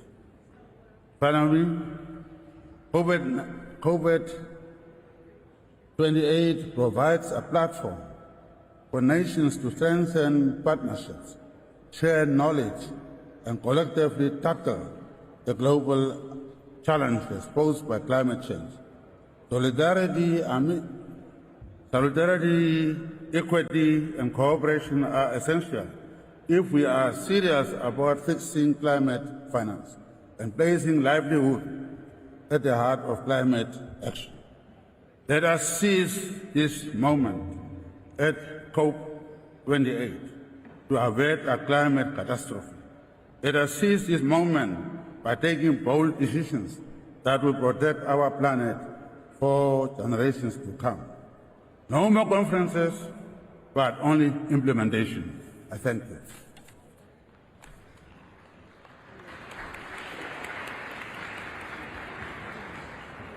Thank you, Your Excellency. It is my pleasure to welcome His Excellency Mr. Nikos Christodoulides, President of Cyprus.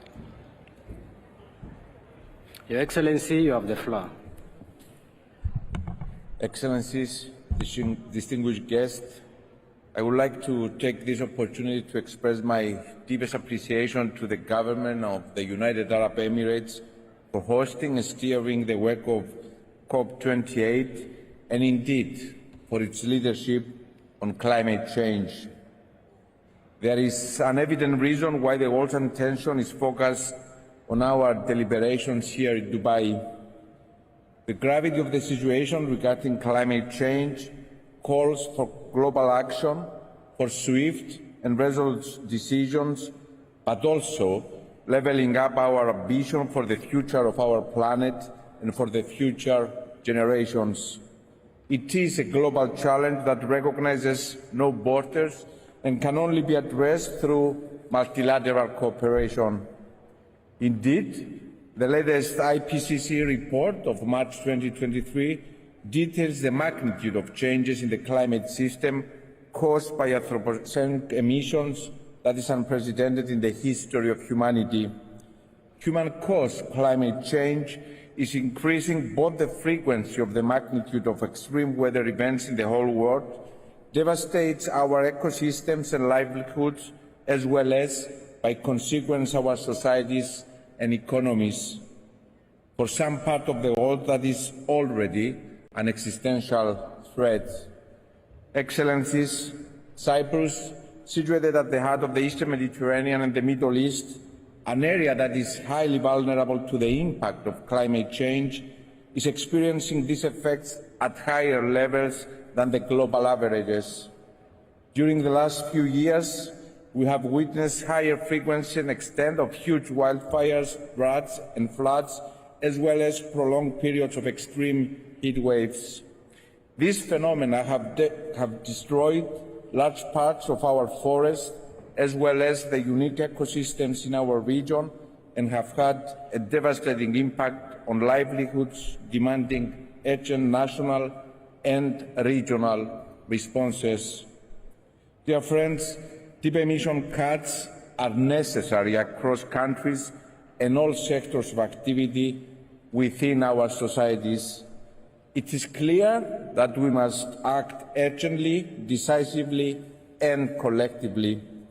One example of collective regional action is the Eastern Mediterranean and the Middle East Climate Change Initiative, initiated by Cyprus in 2019, in the context of recognizing the need for regional synergies to combat and mitigate the impact of climate change in our region, in full line with the goals of the Paris Agreement.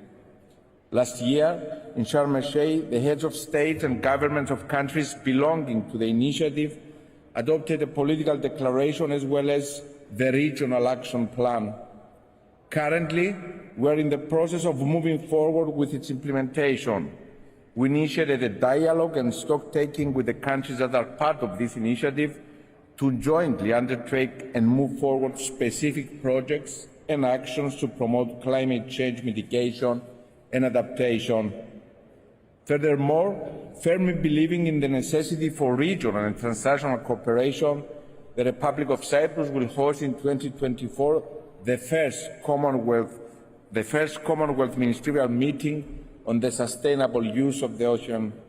The meeting is to establish the principles, priorities and actions that will govern the future Commonwealth Ocean Declaration. Your Excellencies, global ambition must also substantially increase in line with the Paris Agreement to keep the 1.5 degrees Celsius objective within reach. With this in mind, we need to successfully conclude the first global stocktake with a determined and forward-looking outcome, crystallizing pathways and opportunities for a climate-resilient and sustainable development. Ladies and gentlemen, in closing, I would like to acknowledge the importance of youth, of the generations that will come after us. These voices are speaking up loud and clear and expect us to deliver to them a future of hope. Let us heed that call, let us walk the path to climate neutrality, and let us come together to build resilient, sustainable and green businesses, communities and countries of the future. Thank you very much.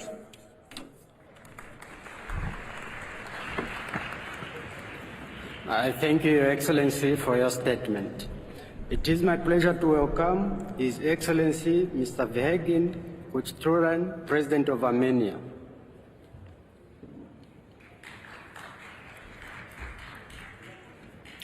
Your Excellency, you have the floor.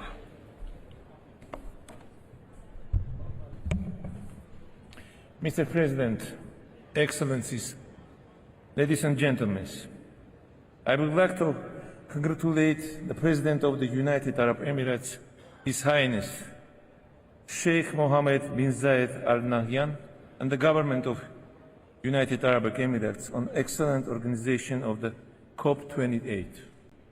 Climate change remains a topping global issue, and the COP session reminds us of the need to take a holistic approach to it for a greener, more sustainable, peaceful and healthier future. In 2015, we made a historic step by adopting the Paris Agreement. However, as the latest report of the International Panel on Climate Change highlights, we are way off track from pathways for keeping its goals. The reasons for this numerous including with the continued renaissance and fossil fuel-based economies at its core. It is clear that we cannot continue down the path of excessive and insensible exploration of hydrocarbons for energy production. Pacing down the demand for supply of fossil fuels is an imperative. We need to build energy systems which are more carbon neutral and less fossil fuel related to meet our ambitions for climate change mitigation. The solutions are there. We need to accelerate science and build on the positive developments of the last decade by doubling and tripling the use of renewable energy sources. For that end, we need sufficient climate financing, with the loss and damage fund being a cornerstone. Dear attendees, as a mountains developing country, Armenia is facing many challenges in this area. World Bank projections for Armenia indicate warming at levels significantly above the global average of up to 4.7 degrees by the 2090s. Under the highest emissions pathway, this places Armenia among the most vulnerable countries in the Eastern European and Central Asia.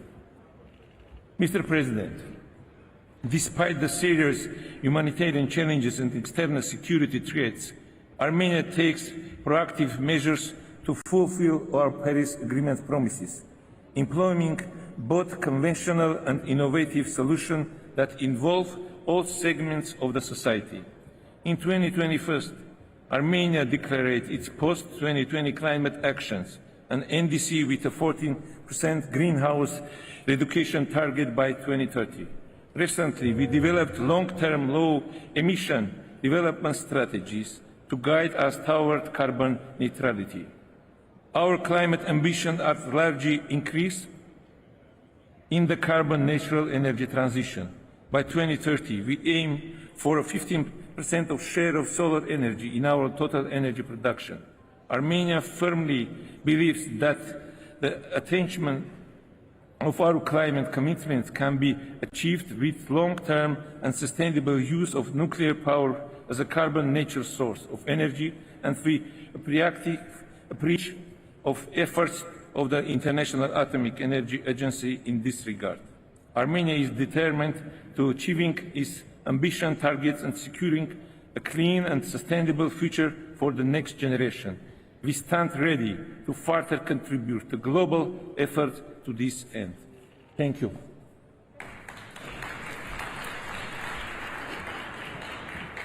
I thank you, Your Excellency, for your statement. It is my pleasure to welcome His Excellency Dr. Mohammed Irfaan Ali, President of Guyana.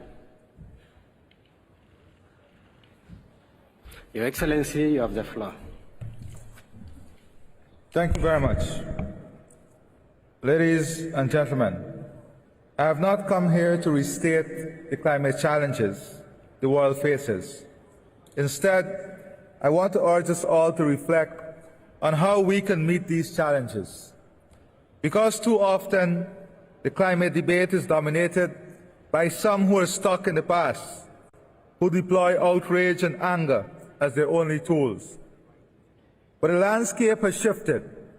If we want to achieve a just, affordable transition to meet the goals of the Paris Agreement, we need everybody at the table who has a solution to propose.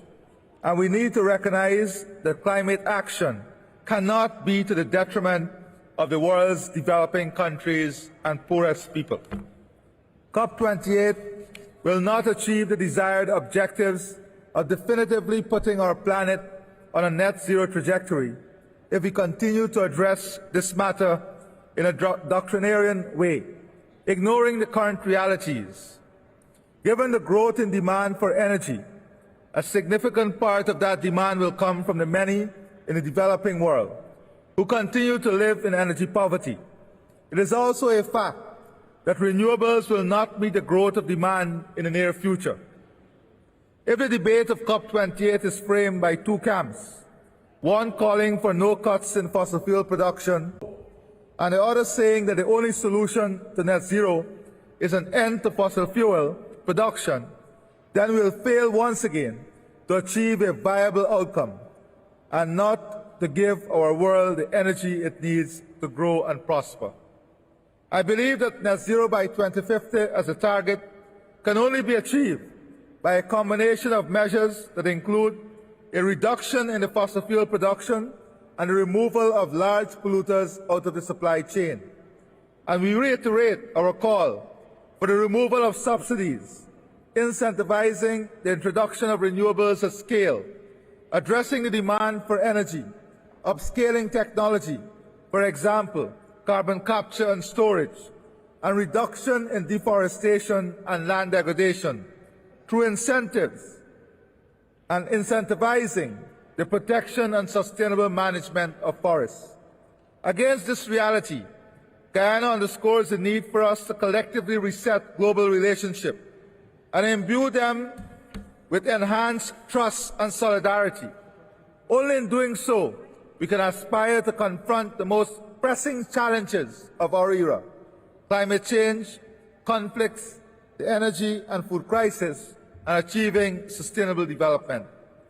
That means 3 priorities for the COP: agreeing a just, orderly and affordable transition away from excessive fossil fuel use, ensuring at scale and accessible climate finance for a developing world that is of a scale that matches what needs to be done, and agreeing on action at scale to maintain tropical forests and advance sustainable land use.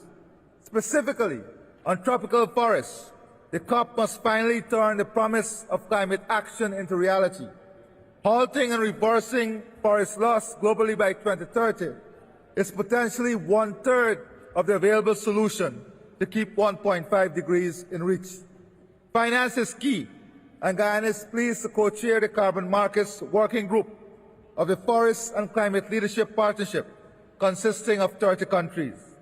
Along with our partners in the SCLP, we will be working to build high-quality carbon markets so that forest communities and countries can prosper while keeping nature intact. In Guyana, back in 2008, we were the first developing country to produce a low-carbon development strategy, or LCDS. We maintain one of the world's most intact tropical forests, have one of the world's lowest deforestation rates, and store more than 19.5 gigatons of carbon dioxide, equivalent in that forest. We are a carbon net positive country and aim to stay there. We accept the responsibilities that come with being a new oil producer. Our economy will grow more than 3-fold while keeping energy-related emissions flat. We are building an ecosystem service economy with forest carbon markets generating 4.5% of government income this year alone. Forest carbon markets are also creating revenue for more than 500 LCDS projects across indigenous and other communities, and funding one of Guyana's biggest ever investment in adaptation. So to conclude, Guyana will continue to be a world leader in aligning food security, energy security, and climate security. We stand in solidarity with everyone who is working to create a better future, especially in developing countries. And we will always put practical solutions before abstract theories so that we can play our part in finally bringing climate stability within reach. I thank you.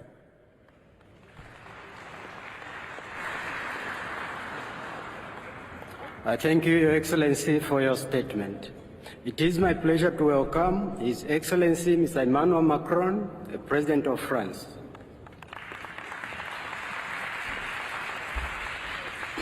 Your Excellency, you have the floor. Merci beaucoup, Monsieur le Président. Merci, Mesdames et Messieurs, chefs d'État, de gouvernement, Mesdames, Messieurs les ministres, Mesdames, Messieurs les ambassadeurs.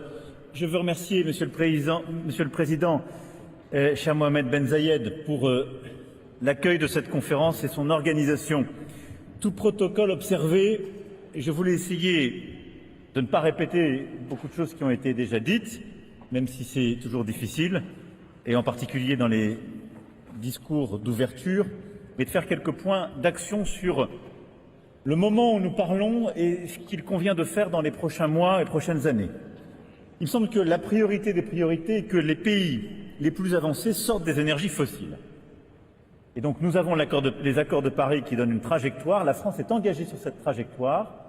Nous la respectons sur les dernières années, mais nous savons que pour la respecter, en particulier jusqu'en 2030, et c'est vrai pour beaucoup d'autres pays, pour ce qui nous concerne, il faudra multiplier par 2,5 notre niveau d'effort, sachant que ces 5 dernières années, on l'a déjà multiplié par 2. Mais rien ne doit nous divertir de cette ambition. Et je veux ici vous dire, ce ne sont pas des bonnes paroles, mais la France a un plan. Nous l'avons présenté, nous allons le décliner, il est financé pour justement sortir des énergies fossiles et réduire ses émissions. L'Europe est tout entière engagée dans cette stratégie. En 2035, 100% des véhicules produits commercialisés en France comme dans le reste de l'Europe fonctionneront sans pétrole. On construit une stratégie dans le logement, on réduit massivement les émissions dans le secteur aérien et maritime. Et je veux saluer en particulier le formidable accord qui a été trouvé par l'industrie maritime de nos pays il y a quelques instants et qui va permettre de réduire les émissions très fortement d'ici 2030 et d'arriver à la neutralité carbone 2050 dans ce secteur. Et nous avons une stratégie complète de renouvelables, de nucléaire, d'hydrogène qui permet d'arriver à cet objectif. Dès 2030, les énergies fossiles seront largement minoritaires dans le mix énergétique français pour la première fois depuis la révolution industrielle. Et nous devrons définitivement tourner la page d'ici à 2040-45 du pétrole et 2050 du gaz. Les pays les plus émetteurs doivent désormais entrer dans cette logique de planification écologique et de transparence.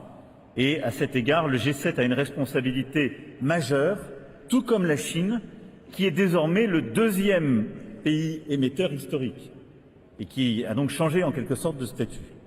Les acteurs privés de nos pays doivent aussi s'engager et je salue le lancement du One Planet Data Hub qui permet déjà de comparer la trajectoire de décarbonation de 400 des plus grandes entreprises mondiales. Deuxièmement, les pays émergents doivent sortir du charbon. Et c'est le deuxième combat après celui que les pays les plus riches doivent mener. En effet, s'il y avait une priorité absolue, c'est que les émergents sortent du charbon. En effet, on doit permettre aux émergents le rattrapage économique. C'est un élément de justice. Mais ce rattrapage ne doit pas se faire sur la base d'énergies qui sont carbonées, et en particulier du charbon, et pour une raison simple. C'est qu'aujourd'hui, les centrales existantes, qui se concentrent largement en Asie aujourd'hui, émettront à elles seules suffisamment de CO2 pour que nous excédions la cible de 1,5 degré Celsius. Et donc, alors même que nous devrions chaque année retirer des capacités de production d'énergie basées sur le charbon, au moment où je vous parle, nous avons 500 gigawatts de nouvelles capacités de charbon qui sont en cours de planification. Et donc, s'il y a une absurdité au moment où nous nous parlons, s'il y a une vraie absurdité, elle est sur le charbon. Et donc, nous devons engager un virage absolu, majeur, complet sur ce sujet. D'abord, les pays du G7 doivent montrer l'exemple. Je saluais mon collègue Fumio Kishida qui est là et qui a eu à présider ce club, qui a été très courageux sur ce sujet. Mais les pays du G7 doivent montrer l'exemple et s'engager à mettre fin au charbon chez eux avant les autres, c'est-à-dire avant 2030. La France tiendra son engagement de sortir complètement et de fermer toutes ces centrales d'ici à 2027, c'est-à-dire sous le mandat qui est le mien. Je ne promets pas pour la suite, je promets, si je puis dire, maintenant. Ensuite, les pays les plus riches doivent aussi aider les émergents à sortir du charbon. Depuis la COP26 de Glasgow, le G7 a engagé près de 50 milliards de dollars dans des partenariats de transition énergétique juste, nos fameux JETP. On l'a fait avec l'Indonésie, le Vietnam, l'Afrique du Sud. Ce sont de bonnes méthodes. Il faut les poursuivre et les généraliser pour partout aider à sortir du charbon. Mais ce virage implique aussi d'être cohérent et on doit donc arrêter de subventionner les nouvelles centrales à charbon. Le G20 s'est engagé à Rome en 2021, mais on doit changer nos règles en matière de financement privé. Au moment où je vous parle, le secteur privé n'a aucune désincitation pour financer une centrale à charbon par rapport à du renouvelable ou autre. C'est totalement absurde. Et donc notre marché privé, notre système d'investissement dysfonctionne massivement et c'est choquant pour tout le monde. On doit donc inverser le système. Il doit y avoir dans les prochaines années un taux d'intérêt en quelque sorte pour le vert et un taux d'intérêt pour le brun. Et s'il y avait une priorité des financeurs, des agences de notation aujourd'hui pour être cohérents, ce serait de différencier ces taux d'intérêt et qu'il y ait un vrai spread, parce qu'on n'intègre pas du tout le risque climatique. Et aujourd'hui, dans notre manière de noter, dans notre manière de regarder les investissements, on n'est pas du tout en train de prendre en considération qu'on continue à financer des actifs qui seront complètement dépréciés dans quelques années et qui sont incohérents avec notre stratégie mondiale. Tout ça avec la Banque mondiale et nos partenaires dans le cadre de l'initiative Coal Transition Accelerator demain. Troisième remarque, on doit absolument assumer de mettre la politique commerciale au service de la transition écologique. Et ça, c'est une autre aberration, très sincèrement, que je voulais mettre sur la table, parce qu'on investit aujourd'hui dans le verdissement de nos industries sur le plan national ou régional, mais on continue à libéraliser les importations de produits polluants sur le plan international comme si de rien n'était. C'est un pari perdant et c'est un pari décourageant. Et je le dis aussi très clairement, on demande beaucoup d'efforts, en Europe par exemple, pour décarboner l'industrie, l'agriculture. Si on continue à avoir les mêmes accords commerciaux que dans les années 80-90, parfois des accords commerciaux qui ont été négociés dans cette période, qui vont permettre de faire rentrer des pays dont les composants de carbone, les pratiques productives ne font aucun effort, mais nos producteurs ne nous suivront plus. Et ils auront raison, parce qu'on est absurde. Donc on doit avoir un système qui permet d'engager tout le monde dans une stratégie. Je crois vraiment qu'on doit intégrer dans les règles de l'OMC nos règles climatiques. Il faut les faire rentrer dans le système. Et donc il faut complètement changer à cet égard et intégrer la clause climatique à l'Organisation mondiale du commerce pour aligner notre régime commercial aux accords de Paris. Et il y a quelques points très techniques mais essentiels à faire à cet égard. On doit pouvoir subventionner l'industrie verte. Ça peut être légitime, mais si ça correspond à un strict bénéfice climatique, et il faut que ce soit regardé par l'OMC, il faut tarifer le carbone comme le fait l'Union européenne, ce n'est pas une discrimination commerciale, mais il faut le faire de manière cohérente avec l'objectif neutralité carbone 2050. Ça ne doit pas être un instrument pour bloquer le commerce, mais il faut donc que quelqu'un le vérifie. Et il faut aussi libéraliser le commerce des biens environnementaux plutôt que le commerce des biens polluants, pour permettre là aussi que la transition énergétique et écologique se diffuse beaucoup plus vite. Quatrièmement, personne ne doit avoir à choisir entre la lutte contre la pauvreté et la lutte pour le climat. Cette petite révolution, c'est celle qu'on a lancée il y a quelques mois à Paris, c'est ce pacte de Paris pour les peuples et la planète. On ne doit pas choisir entre le climat et la lutte contre la pauvreté, chacun doit choisir son chemin, il faut plus d'argent public et il faut plus mobiliser l'argent privé. On fera le point à 6 mois de ce pacte et il sera publié à l'occasion de cette COP. Macky Sall va devenir donc l'envoyé spécial officiel de ce pacte avec un secrétariat assuré par l'OCDE. Mais d'ores et déjà, on a pu mobiliser beaucoup plus d'argent commun en mobilisant plus la Banque mondiale et le FMI, je les en remercie. J'invite tous ceux qui ne l'ont pas fait à redistribuer leurs droits de tirage spéciaux du FMI. D'ores et déjà, on a pu mobiliser 110 milliards de dollars qui permettent de lancer dans 11 pays aujourd'hui des programmes spéciaux. Et ces programmes permettent de prévenir les incidents climatiques et de lutter contre la pauvreté. Il faut généraliser cela et c'est cet engagement de meilleure mobilisation que nous avons aussi lancé avec le Premier ministre Modi. Tout ça, plus largement, doit nous conduire à une transformation de l'architecture financière internationale qui a été pensée à une époque où beaucoup de pays qui sont présents dans cette salle n'existaient pas. Et il faut donc leur redonner une voix pour que ce soit juste, pleinement inclusif, et cette transformation profonde de notre gouvernance est une priorité. Ensuite, je voulais insister sur un point, nous ne devons pas perdre de vue la nécessité de monter en puissance sur l'adaptation. L'adaptation des modèles agricoles, notamment en Afrique, est un sujet clé. La Grande Muraille verte progresse et je m'en félicite. Et nous ne perdons pas de vue cet engagement dans lequel nous avons mobilisé il y a un peu plus de 2 ans, plus de 13 milliards de dollars avec le roi Charles à l'époque et la communauté internationale. Nous avons également annoncé que nous investirions 150 millions d'euros dans le prochain cycle du Fonds international de développement agricole. Et je veux ici inviter tous les pays présents à participer en décembre à la reconstitution du FIDA qui va jouer un rôle clé dans la réconciliation justement de l'objectif agricole et de l'objectif climatique. Et c'est un combat indispensable parce qu'on ne peut pas demander aux pays africains de choisir entre le climat et la production agricole. Il faut faire les deux en même temps avec des modèles soutenables. Et la guerre en Ukraine nous a fait toucher du doigt que le modèle n'était pas soutenable.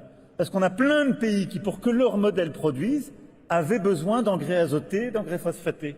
Donc on doit les aider à produire chez eux davantage, à avoir un modèle productif, mais beaucoup plus décarboné.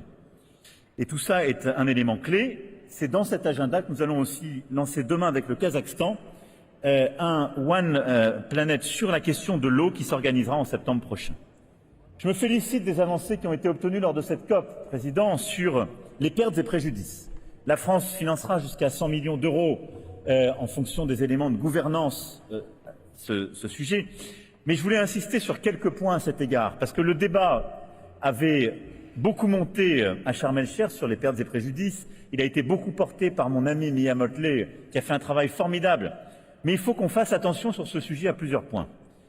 D'abord, ne confondons pas la situation des pays à revenus intermédiaires et des pays pauvres. On a besoin de ce fonds, mais il devra d'abord aller vers les pays les plus pauvres. On a surtout besoin d'une réforme en profondeur de notre système assurantiel et réassurantiel face aux risques climatiques. Et ça pour les pays à revenus intermédiaires qui en ont besoin.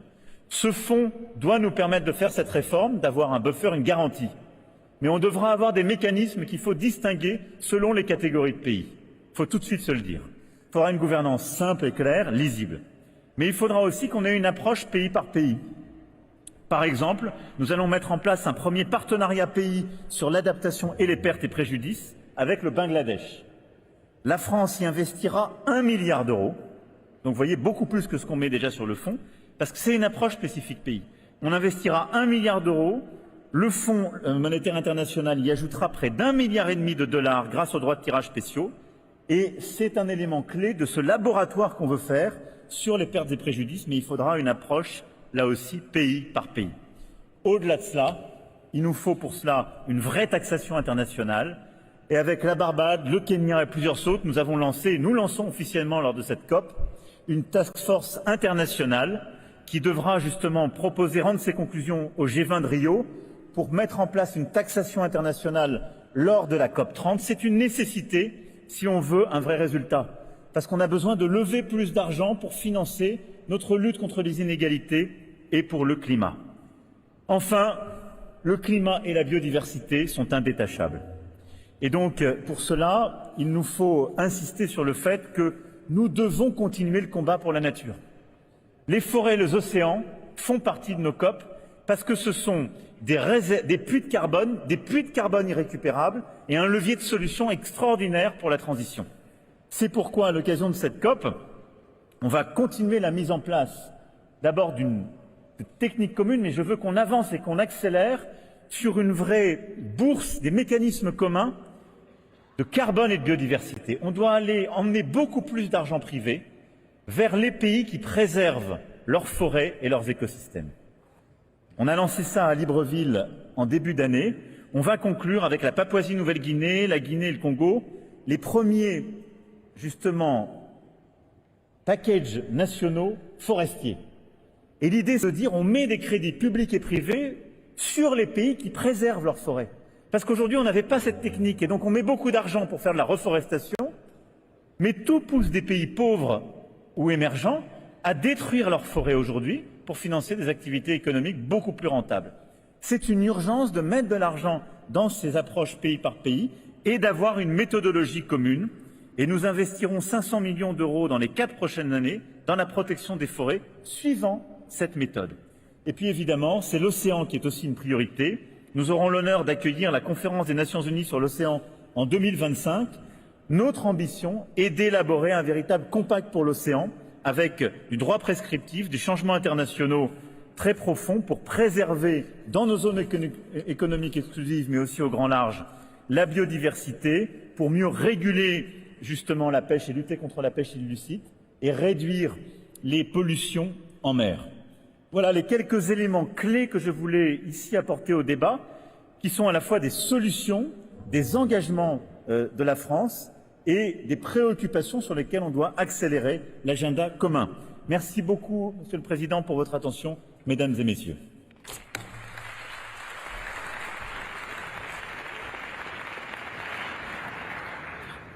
Thank you, Your Excellency, for your statement.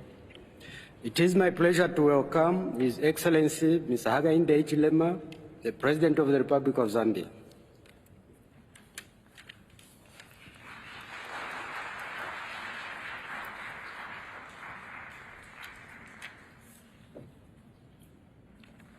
Your Excellency, you have the floor. Thank you very much, Your Highness Sheikh Mohammed bin Zayed Al Nahyan, President of the UAE, Your Excellencies, Head of State and Government, Secretary General of the United Nations, Executive Secretary of the United Nations Framework Convention on Climate Change, Mr. Simon Steele, distinguished guests, ladies and gentlemen, it's a great honor and privilege for me to address you all at this very important climate summit. I also wish to thank the government, the people of UAE for their hospitality to all the delegations since we came here. We've all been looked after very well. Allow me to first and foremost commend Your Highness and the government of the UAE for all of the things that you've been doing over the years in working towards mitigating climate change.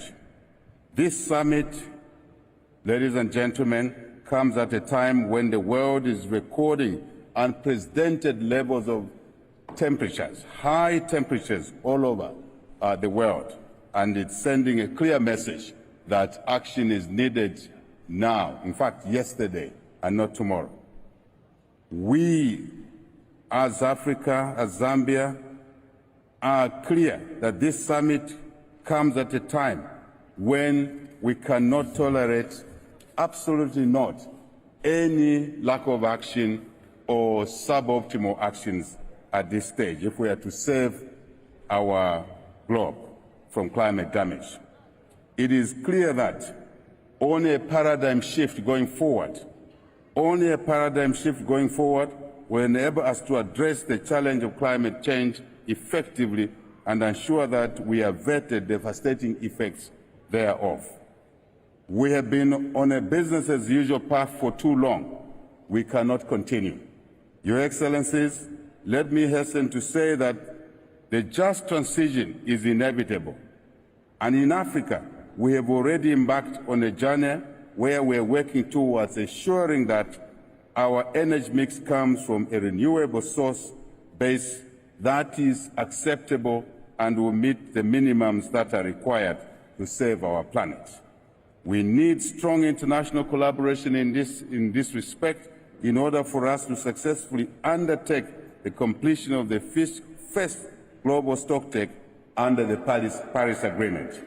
We look forward to strengthened commitments that will inform immediate and future climate action, including clear pathways to achieve emission reductions, enhance resilience, and the necessary finance flows to all the needy countries, especially the developing countries. It is also very important that confidence in this multilateral process is restored by delivering on previous commitments that were made. Zambia and Africa as a whole boast of resources, forests, that can help mitigate climate change. But it's very important that as we do what we call carbon trading, one, the markets must be structured, clearly structured, and very, very, very unambiguous. Number two, the pricing of the carbon credits is standardized so that the providers of those resources and the communities that live around there can get a fair return for looking after these forests, for the work they've been doing and the dependence they have on these forests. And only then are we able to attract those communities into the mitigation measures that are necessary. Your Excellencies, this COP28 as a COP of action requires to do a number of things. One, to ensure that the loss and damage fund is fully operational. And we want to thank the countries that have made contributions towards this fund. Number two, to undertake a comprehensive global stocktake exercise and identify clear interventions to bridge the glaring gaps in meeting the goal of the Paris Agreement. Number three, adopt a robust framework on the global goal on adaptation, complete with indicators to ensure that we can collectively track progress in building resilience. Number four, Your Excellencies, share experiences and best practices, especially the countries of the North that have advanced in this area already need to share these best practices with the developing countries. And finally, Your Highness, you can count on the support of the African group of negotiators and Zambia in ensuring that we support all efforts needed to mitigate the negative effects of climate change. As failure is not an option, we all have to succeed, and we have a responsibility to act correctly. I thank you for your kind attention.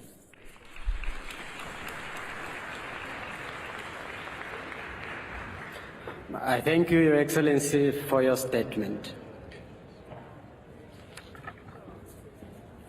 Your Excellencies, distinguished delegates, will have a special high-level segment for heads of governments.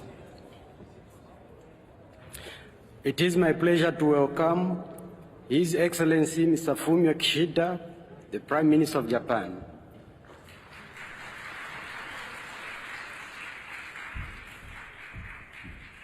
Your Excellency, you have the floor.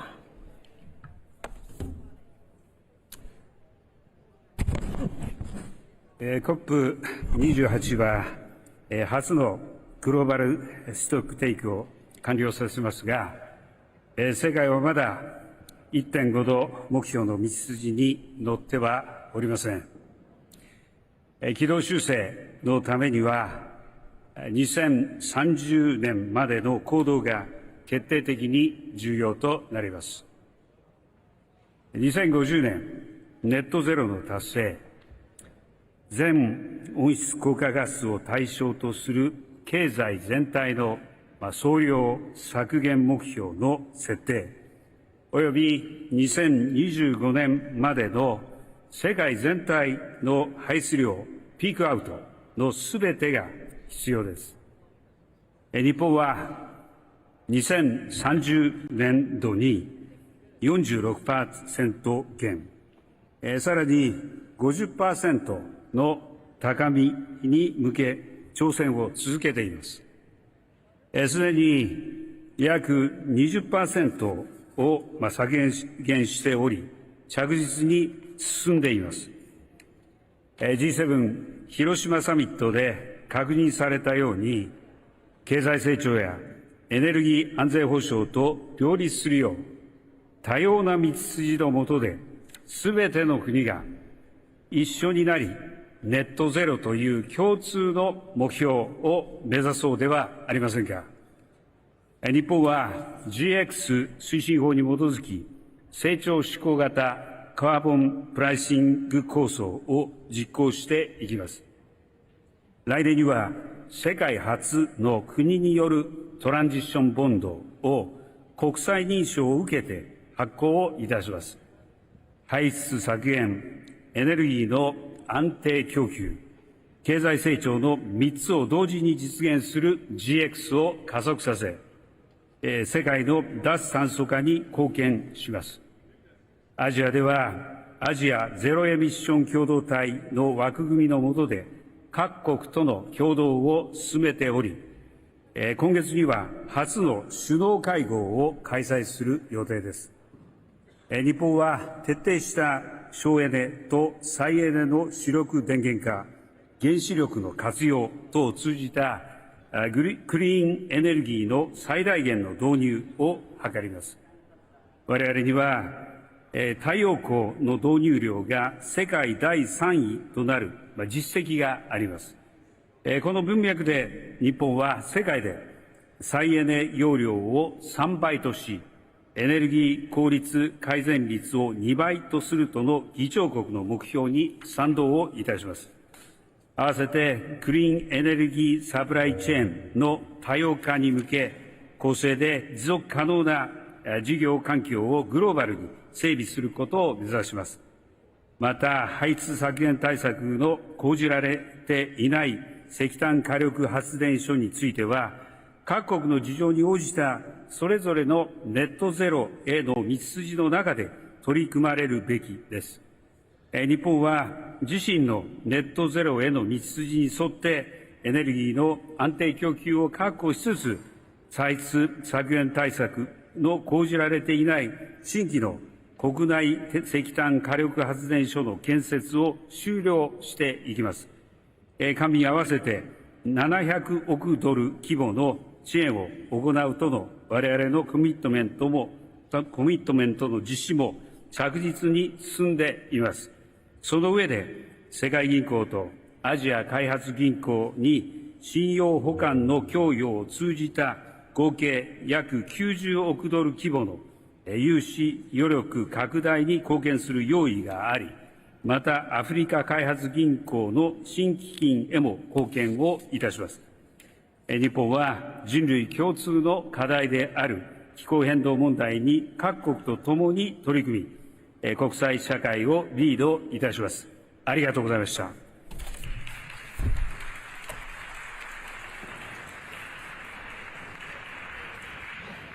I thank you, Your Excellency, for your statement.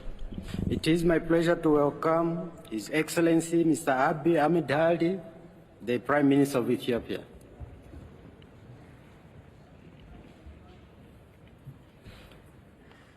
Your Excellency, you have the floor. Excellencies, heads of state and government, distinguished participants, ladies and gentlemen. I come from a country where 70% of the population is youth. And what keeps me awake at night is how to live a better world for future generations. It has been more than 3 decades since climate change is a global political issue. Agreements have been adopted.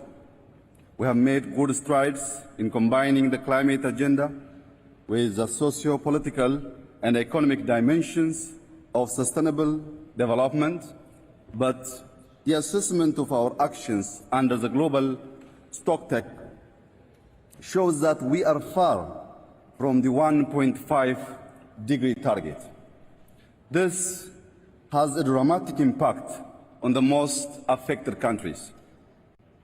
While activism is necessary, action is what will get us results. Success can only be measured by the actions we take, not by the decisions we make. As we gather here in the United Arab Emirates, a country recognized for having transformed a desert into a green heaven under the leadership and vision of the late Sheikh Zayed bin Sultan Al Nahyan. I applaud the strong commitment of the COP28 presidency to climate action. Excellencies, ladies and gentlemen, Africa is a strong ally in fighting climate change, and we are striving to drive green growth both within the continent and globally. However, we remain highly exposed to the impact of climate despite contributing the least. Recurrent droughts, intensified floods, and livestock loss are some of the many climate shocks that have affected lives and livelihoods of our people over the years. For Ethiopia, the battle to protect and heal our planet is a battle for growth and prosperity. Allow me to highlight a few homegrown solutions we have been implementing towards reducing emission and building resilience. First, the Ethiopian Green Legacy Initiative, a powerful natural-based solution launched in 2019.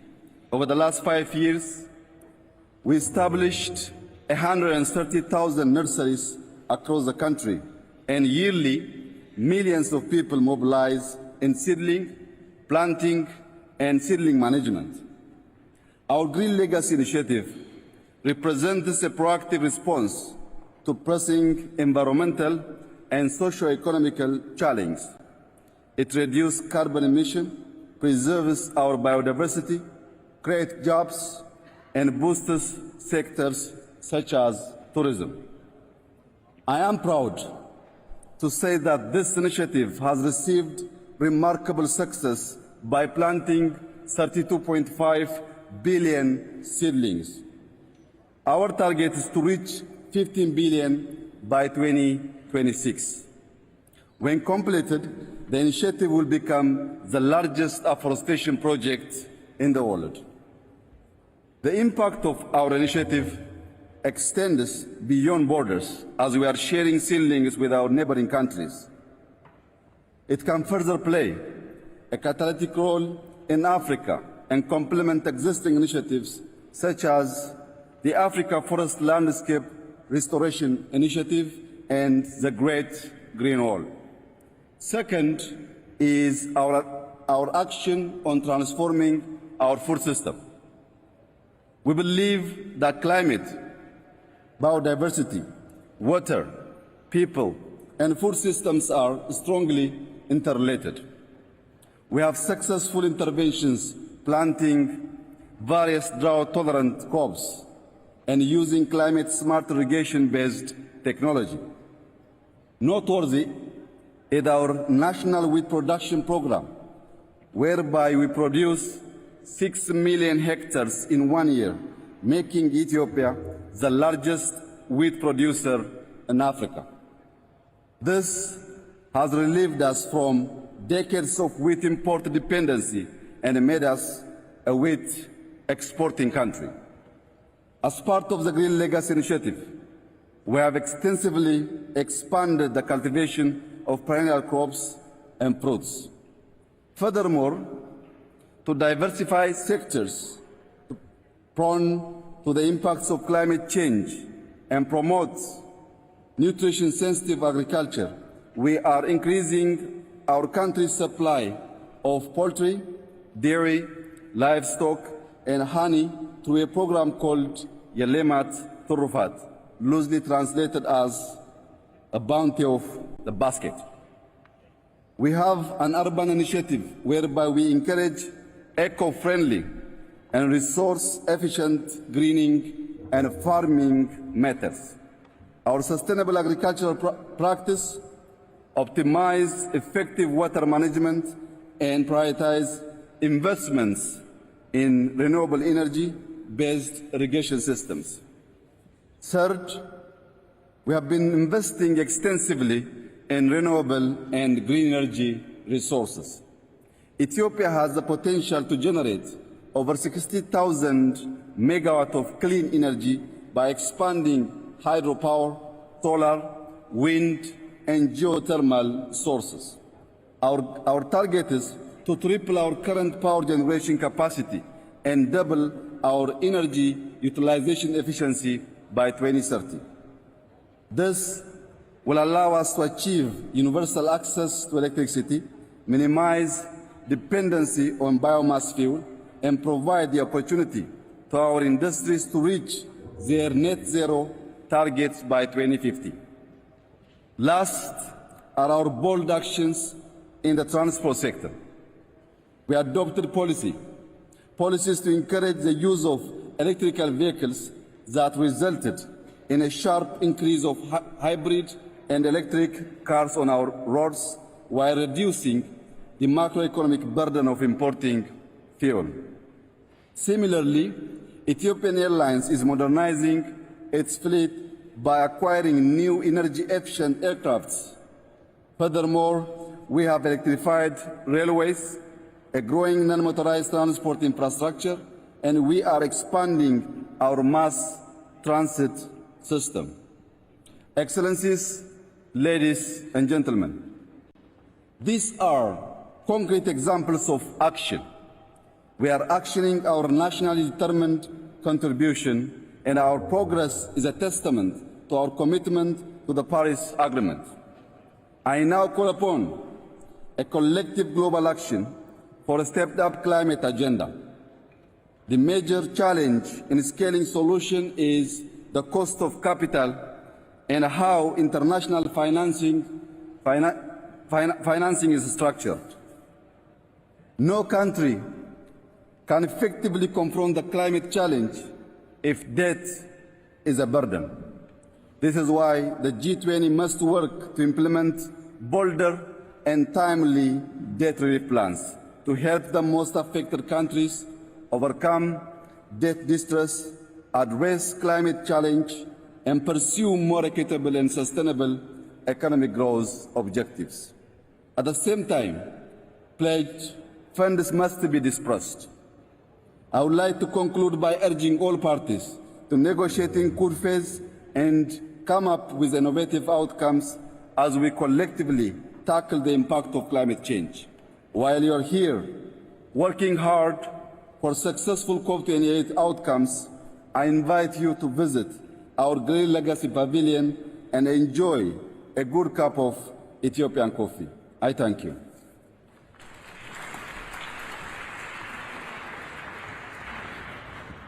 I thank you, Your Excellency, for your statement. It is my pleasure to welcome His Excellency Mr. Mark Rutte, Prime Minister of the Netherlands.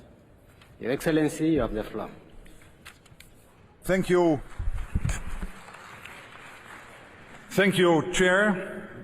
Your Excellencies, ladies and gentlemen, first of all, I want to thank the UAE for being such wonderful hosts to this COP. In preparing for this COP, I asked the youth members of our delegation, the future leaders from the Netherlands, what they expected me to bring home from Dubai. And their answer was clear. They expect us, today's leaders, to deliver on the commitments already made and to step up our efforts on phasing out fossil fuels so we can get on track to reach our 1.5 degree target. I consider that to be our common task over the next 2 weeks. As you may know, the Kingdom of the Netherlands consists of a low-lying delta country in Europe and 6 islands in the Caribbean. So we know what it is like to be vulnerable to climate change and how urgent it is that we take action. As the global stocktake shows, we need to step up our efforts on all pillars of the Paris Agreement, on mitigation, on adaptation and on climate finance. On climate finance, it's crucial that all parties support the recommendations made by the Transitional Committee on Loss and Damage. All the warning lights are flashing. Yet red after yet another year of extreme climate extremes. So it's good that we set up a fund and help the most vulnerable countries. The Netherlands will provide 50 million euros to the startup costs of this fund. On adaptation, it is imperative that we all agree here in Dubai on a specific goal. And a key part of every adaptation strategy must be far better management of flooding, drought and water pollution. And on mitigation too, we urgently need to scale up our efforts. In my country, the 2030 goal of a 55% reduction in emissions now seems to be within reach for the first time. I won't deny that it is a painstaking process, but the good news is it can be done. In the Netherlands, we are committed to accelerate our efforts. We are investing in large-scale renewable energy with a special focus on green hydrogen both in the Netherlands and abroad. By 2030, we want to provide 100 million people in Africa with access to clean energy.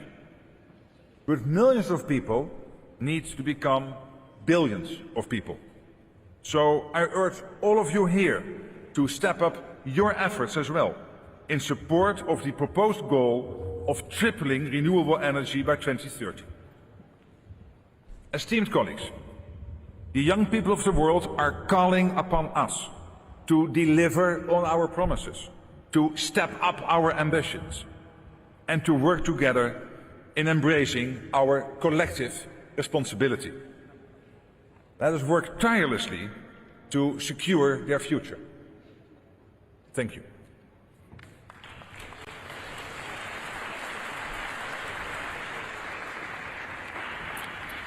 I thank you, Your Excellency, for your statement.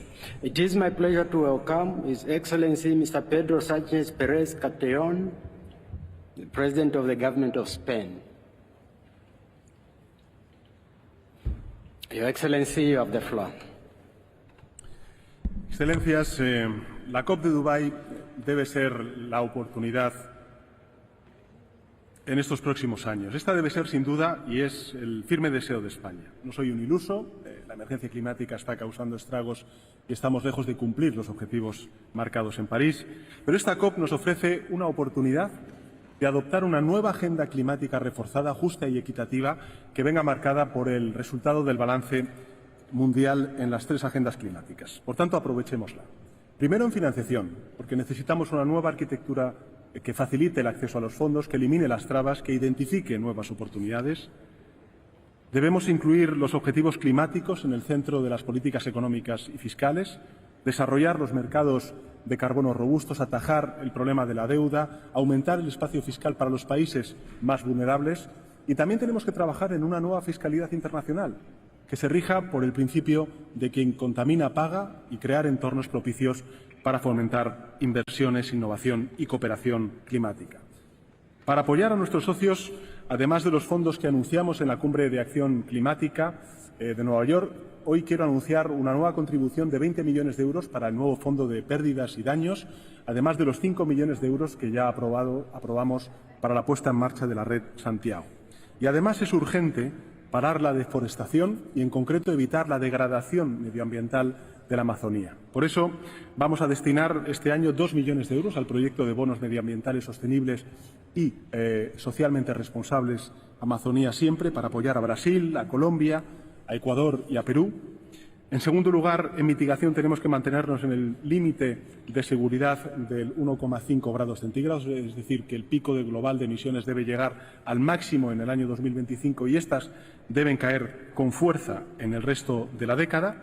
Y para ello son 3 las medidas imprescindibles que debemos aplicar simultáneamente. En primer lugar, triplicar la capacidad de generación de energía renovable de cara al año 2030, doblar los objetivos de eficiencia energética esta misma década y poner fin a la producción y al consumo de combustibles fósiles para la energía. Tenemos tecnologías para replantearnos las infraestructuras energéticas y cumplir con estos objetivos y, en ese sentido, mi país, España, ya ha aumentado su compromiso de reducción de emisiones de gases de efecto invernadero hasta un 56% y el objetivo de energía renovable en la generación eléctrica hasta un 81%, con la meta de cerrar el año 2025 como nuestra última central térmica de carbón en España. Y, por último, en adaptación y resiliencia necesitamos que el objetivo del Acuerdo de París sea operativo y medible. Tenemos que explorar vías para potenciar y también para adaptarnos más allá de nuestros planes nacionales. Por eso España apoya las iniciativas del Secretario General para tener sistemas de alerta temprana para todos y su acelerador de portafolio de proyectos de adaptación. Concluyo diciendo, Excelencias, que nuestros avances colectivos demuestran que todavía tenemos una oportunidad de salvar el planeta, pero tenemos que elevar nuestra ambición, nuestro compromiso y lograrlo creo que está al alcance de la humanidad. Nada más y muchas gracias.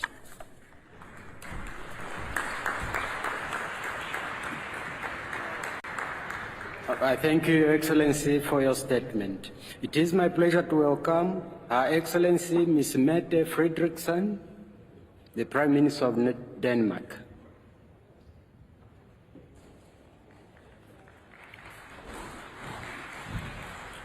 Your Excellency, you have the floor. Ladies and gentlemen, dear friends, much is being said and written about the time we are currently living in.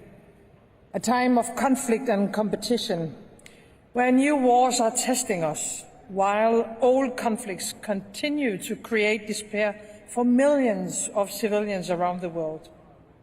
Where global tensions are reaching new highs, while inflation, poverty, food insecurity remain unsolved challenges. And in the middle of all this division, we are facing the biggest common challenge we have yet seen, climate change. Challenge that no country or continent can face alone. The easy thing would be to put off the difficult decisions, because it simply requires too much of us. That can, of course, never be the answer. Therefore, we need to take upon the responsibility, show what we are capable of, how we can turn things around if we choose to work together. And the developed countries and the biggest emitters have to do the most. No country in the world has the right to say, we are doing enough. That also goes for my own country. We all need to do more. At this COP, Denmark has 3 focus points. We are working for an agreement to phase out fossil fuels, global targets to triple renewable energy and double energy efficiency. And we need to do more for those countries that are hit the hardest by climate change. Access to financing, that has to be a key pillar on climate action. That is why we contribute to mobilize more than 1% of the $100 billion pledge. And that is why Denmark, of course, welcomes the Abu Dhabi Agreement on Loss and Damage. Now, allow me to share a few words on behalf of the Faroe Islands and Greenland. The Faroe Islands are a seafaring nation. We need to expand the efforts of energy transition in the maritime sector to include fishing vessels. Communities in Greenland experience some of the worst effects by climate change, even though they have contributed the least. In the Arctic, climate change is happening 4 times faster. And on behalf of the people of Greenland, including the Inuit people, let us act. Ladies and gentlemen, COP28 is our chance to act, to keep the 1.5-degree target alive, and to secure a livable planet for generations to come. We need to do more. Thank you.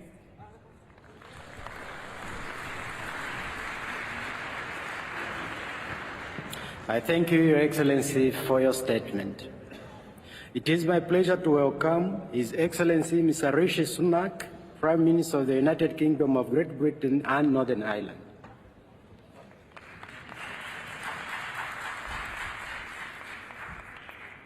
Your Excellency, you have the floor. As we conclude the first global stocktake, we must be brutally honest. Although we've made great progress together, the world is just not moving fast enough. Climate science shows that we're off track, and climate politics is close to breaking point, because the gap between pledges and delivery is undermining credibility. While we make new commitments here, major emitters must dramatically accelerate delivery of what they've already promised. We all need to do more. And we must address the disconnect between lofty rhetoric on stages like this and the reality of people's lives around the world. And the way to do that is by delivering a truly just transition. Let me be clear, the United Kingdom is totally committed to net zero, the Paris Agreement, and to keeping 1.5 alive. That's why we've decarbonised faster than any other major economy. Our 2030 target means the deepest cuts of any major emitter, and we're determined to deliver. But instead of putting more pressure on working people, we're choosing a pragmatic new approach. We're ramping up renewables and embracing the opportunities of technology and green industry, because we've shown that you can cut emissions while growing the economy and creating jobs. Now, those facing the worst impacts of climate change are desperate for the world to do more. So we're also working to deliver a just transition globally. And that means more support for those most in need. The UK is already one of the largest global climate donors, and we're tripling our adaptation finance. I've announced a further £1.6 billion for the Green Climate Fund, the UK's biggest single international climate commitment.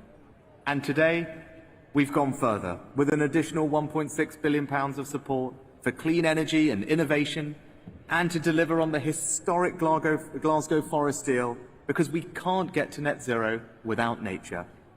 This also includes up to £60 million for loss and damage, £40 million of which is for the new fund. And to succeed, the fund must be open to all sources of support.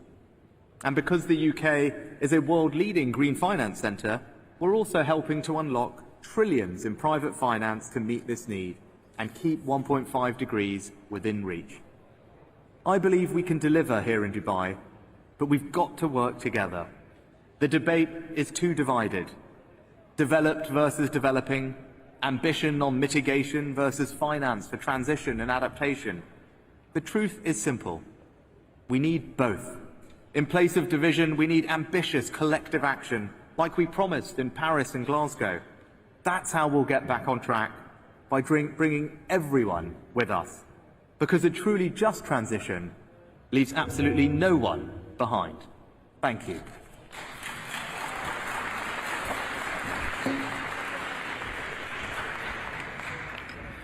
I thank you, Your Excellency, for your statement.